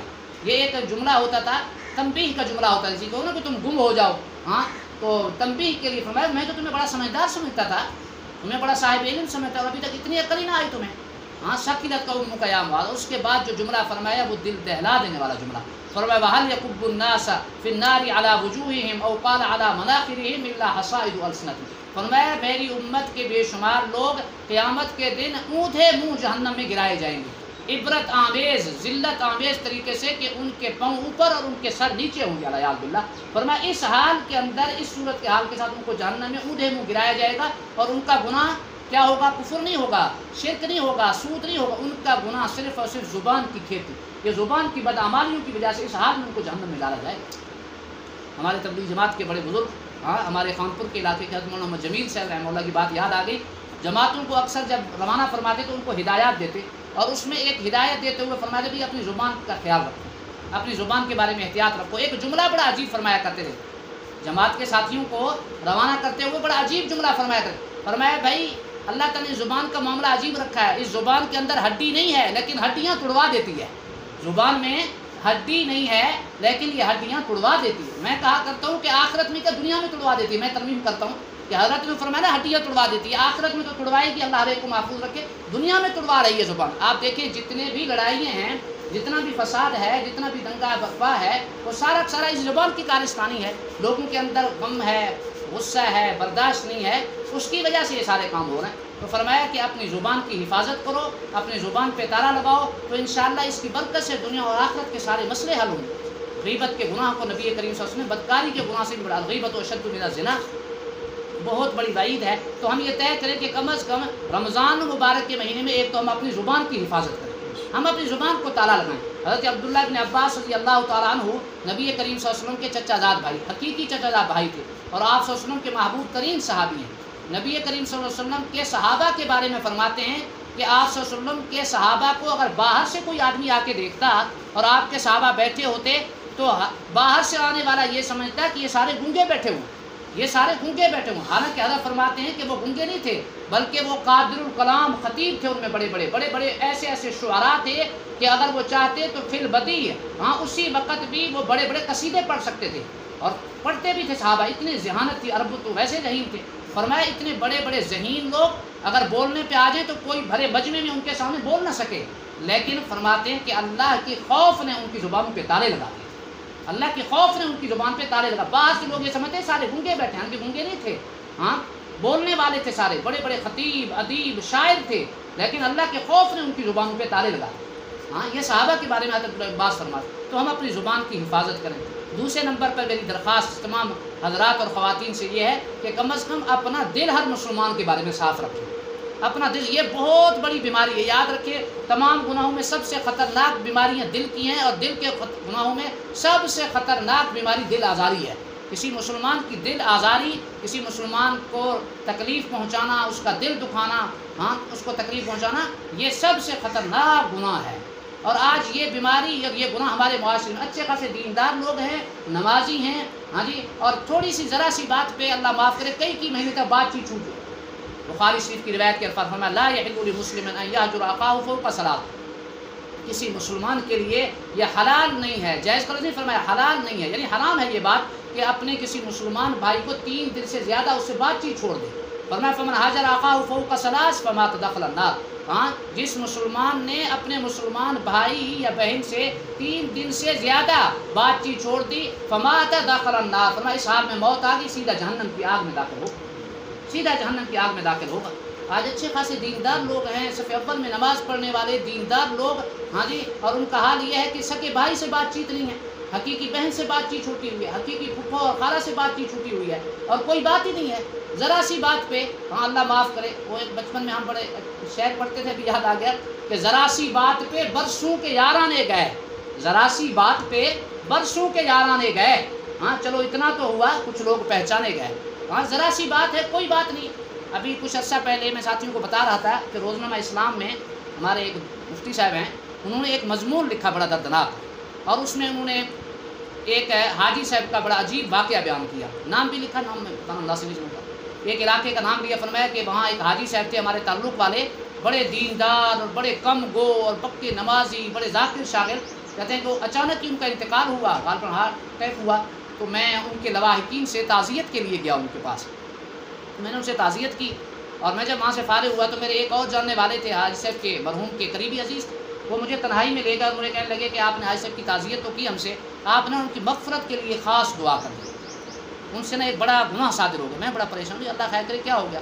کہنے لگے جی آپ جانتے ہیں کہ حاجی صاحب بڑے نیک آدمی تھے, کسی سے ان کی کوئی ایسی کوئی ان کا کوئی معاملہ نہیں تھا, کسی سے کوئی ان کو رنجش کا کوئی معاملہ نہیں تھا, لیکن اہلیہ سے ایک چھوٹی سی بات ہو گئی, جیسے گھر کے اندر بات ہو جاتی ہے آپس میں, تو ذرا ایک معمولی سی بات کو حاجی صاحب نے دل پہ لے لیا, اور فرمایا کہ کئی سال گزر گئے اہلیہ سے بات نہیں کرتے تھے. گھر میں آتے خاموشی سے کھانا کھا کے بس چلے جاتے نماز کے لیے, گھر والے کھانا رکھتے تھے, کھانا کھا کے چلے جاتے, اور کہنے لگے کہ آپ حیران ہوں گے, اسی حال میں 18 سال گزر گئے, 18 سال گزر گئے, اور اسی حال میں بیچاروں کا انتقال ہو گیا کہ وہ اپنی بیوی سے آخر تک بولتے نہیں تھے. 18 سال تک کوئی بات بھی نہیں ہے, معمولی سی بات ہے. تو اللہ معاف کرے, یہ وجہ کیا ہے بھائی؟ دیکھیں آج ہم دیندار ہیں, لیکن ہم نے آج دینداری کو سمجھ لیا صرف عبادت کی حد تک. لیکن ہمارے اخلاق درست نہیں، ہمارے معاملات لوگوں کے ساتھ، ہمارے پڑوسیوں کے ساتھ کیا معاملات ہیں، ہمیں اس چیز کا خیال رکھنا چاہیے۔ نبی کریم صلی اللہ علیہ وسلم نے ایک بار صحابہ کے سامنے 3 دفعہ فرمایا واللہ لا یؤمن واللہ لا یؤمن واللہ لا یؤمن، اللہ کی قسم وہ شخص مسلمان نہیں ہو سکتا، بخدا وہ مسلمان نہیں ہو سکتا۔ اللہ کے صحابہ بڑے پریشان، اور پوچھے یا رسول اللہ کون ہے؟ 3 دفعہ جس کے بارے میں اللہ کے نبی فرما رہے، قسم کھا کے فرما رہے مومن، 1000 تم اس کو مومن کہو، 1000 تم اس کو نمازی کہو، 1000 تم اس کو حاجی کہو، 1000 تم اس کو مولوی کہو، لیکن اللہ اور اللہ کے محبوب کی نگاہ میں ایسے مسلمان نہیں ہو سکتا۔ کون ہے؟ فرمایا لا من لا یأمن جارہ بوائقہ، جس کی تکلیف سے اس کے پڑوسی محفوظ نہیں ہے، جس کی تکلیف سے اس کے پڑوسی محفوظ نہیں ہیں، اس کے پنڈ کے لوگ، اس کے گاؤں کے لوگ، اس کے محلے کے لوگ، اس کی بستی کے لوگ اس کی تکلیف سے تنگ ہیں، اس کے شر سے تنگ ہیں، ایسا شخص 1000 بار اپنے آپ کو عبادت گزار کہیں، لوگ اس کو کہیں، لیکن اللہ اور اللہ کے محبوب کی نگاہ میں اسے مسلمان کہلانے کے قابل نہیں ہے۔ مسلمان نہ ہونے کا یہ مطلب نہیں ہے کہ خدا نہ خاصہ وہ کافر ہو گیا، مسلمان کہلانے کے قابل نہیں ہے، یعنی ایمان تو ہے اس کے پاس لیکن ایمان کا نور نہیں ہے اس کے پاس۔ آج ہم ذرا اپنا جائزہ تو تھوڑا سا، ہمارے یہاں کیا ہو رہا ہے، اچھے خاصے دیندار لوگ، خواتین کے اندر بھی یہی حال ہے، اور مردوں کے اندر بھی یہی ہے، چھوٹی چھوٹی سی بات پہ قریبی خون کے رشتے۔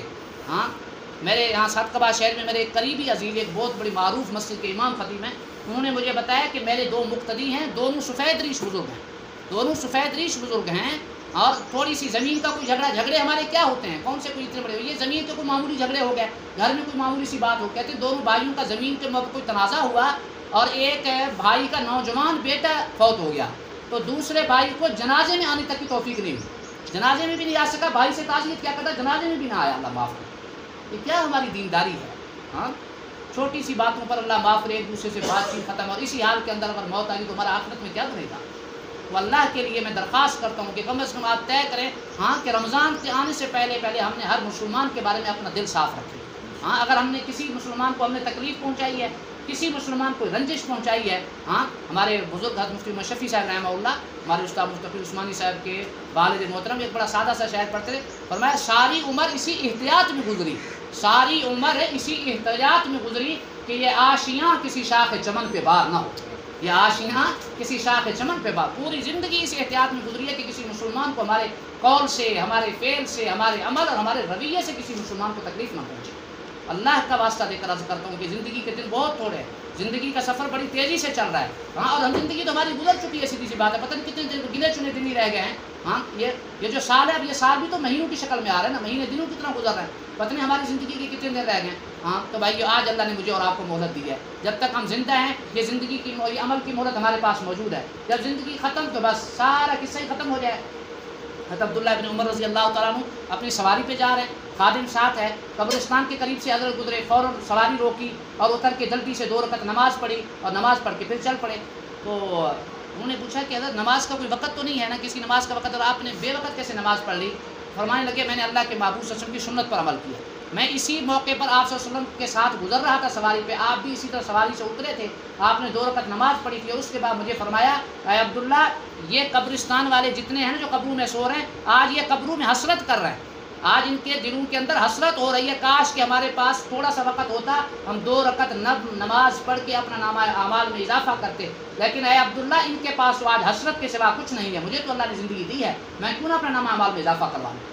تو بھائیو خوش قسمت انسان وہ ہے جو اپنے زندگی کے لمحات کی قدر پہچان لے، اور زندگی ہی کے اندر اپنے روح رب کو منا لے، اپنے اللہ سے سلو کر لے، اس سے بڑا سعادت کا خوش قسمت کوئی نہیں ہے۔ سب سے بڑی سعادت اسی کی ہے کہ مسلمان اپنی زندگی میں اللہ کو راضی کر لے، اور آپ جس مقصد کے لیے اللہ نے ہمیں بھیجا ہے، جو ہماری زندگی کا مقصد ہے، ہم اس کو پالیں، اور زندگی کا مقصد اللہ کو راضی کرنا، وما خلقت الجن والانس الا لیعبدون، اور میں انسان اور جنات کو دنیا میں اسی لیے بھیجا کہ وہ میری بندگی کر کے مجھے راضی کر لے۔ تو میں درخواست کرتا ہوں کہ رمضان سے پہلے ہم طے کریں کہ ہم نے کم از کم اپنی زبان کی حفاظت کرنی ہے پورے رمضان میں، اور ہر مسلمان کے بارے میں دل صاف رکھنا ہے۔ اللہ کے محبوب صلی اللہ علیہ وسلم نے لمبی حدیث ہے، ایک موقع پر ایک صحابی کے بارے میں 3 دن تک مسلسل فرمایا جس نے اپنی آنکھوں سے جنتی انسان دیکھنا ہو تو ابھی جو ایک بزرگ داخل ہوں گے ان کو دیکھ لو۔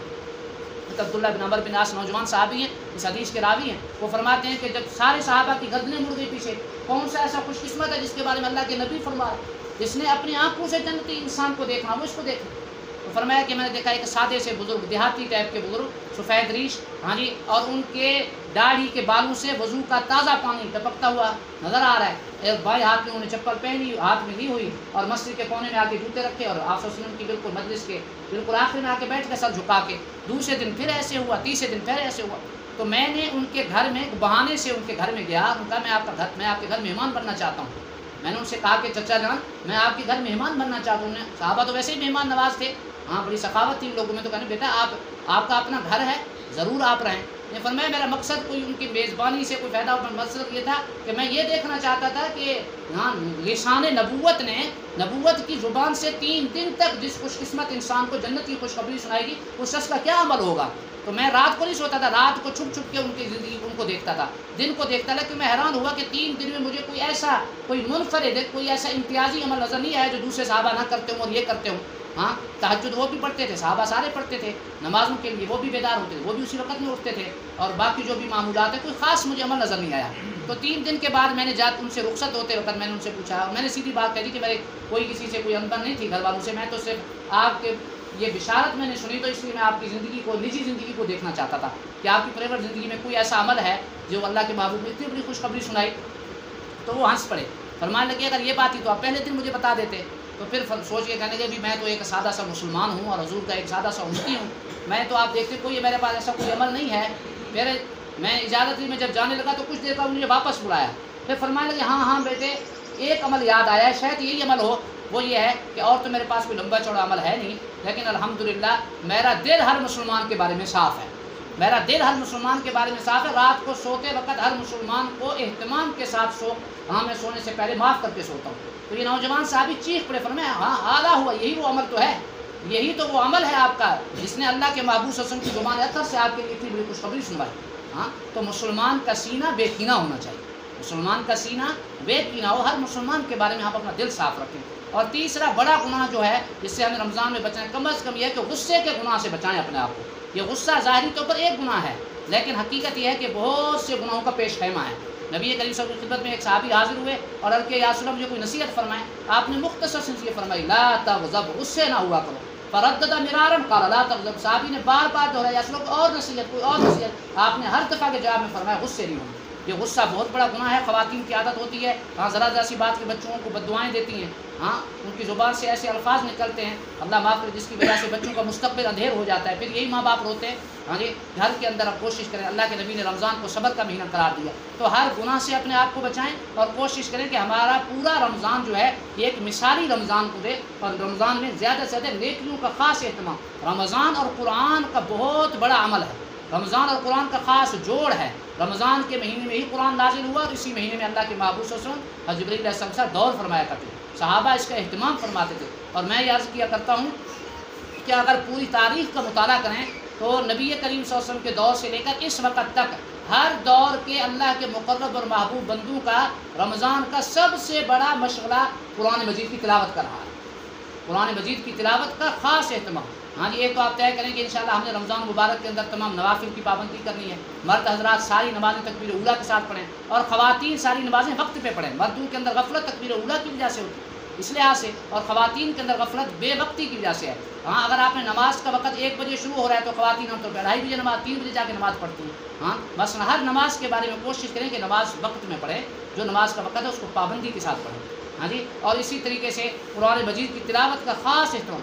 मैं इस मौजू पर तो बहुत लंबी बात हो सकती है, सिर्फ एक बात सुनाता हूँ। हज़रत शेखुल हदीस मौलाना मोहम्मद ज़करिया साहब रहमहुल्लाह ने आप बीती के अंदर अपने घर के अहवाल लिखे हैं और अपने बच्चियों के बारे में लिखा। फरमाया कि अल्हम्दुलिल्लाह मेरी 3-4 बेटियां हैं और सारी मेरी बेटियां शादीशुदा हैं, कई की बच्चों की माँ हैं, कई की बच्चों की माँ हैं। फरमाया घर के सारे कामकाज भी करती हैं रमज़ान मुबारक के अंदर, और इफ्तारी के वक्त में आके एक दूसरे को बता रही होती हैं। मेरी एक बेटी कहती है कि अल्हम्दुलिल्लाह आज मैंने 15 पारे पढ़ लिए, दूसरी कहती है आज अल्हम्दुलिल्लाह मैंने 18 पारे, तीसरी कहती है मैंने अल्हम्दुलिल्लाह आज 20 पारे पढ़ लिए। हाँ कई की बच्चों की माँ हैं। हाँ और 15 से 18 पारे 20 पारे ये ख़वातीन की बात है। तो मर्द हज़रात हैं वो तो उनके मामूलात इससे भी ज़्यादा। खुद हज़रत शेखुल हदीस मोहम्मद ज़करिया साहब ने अपने बारे में लिखा, फरमाया कि अल्हम्दुलिल्लाह मेरा मामूल 1338 हिजरी से लेकर 1380 हिजरी तक 42 साल, पूरे एक जवान आदमी की उम्र होती है, फरमाया पूरे 42 साल तक अल्हम्दुलिल्लाह हमेशा मेरा मामूल रमज़ान मुबारक में यौमिया ख़त्म करा। पूरे रमज़ान के अंदर अल्हम्दुलिल्लाह 30 ख़त्म, ہمارے عجیب عجیب واقعات ہیں کابل کے. حضرت شیخ الہند رحمہ اللہ ہاں جی حافظ نہیں تھے، ناظرہ خاں تھے، خود چونکہ قرآن کے حافظ نہیں تھے، اس لیے تراویح کے بعد مختلف حفاظ سے قرآن ساری رات مصلی پہ کھڑے ہو کے سنتے تھے.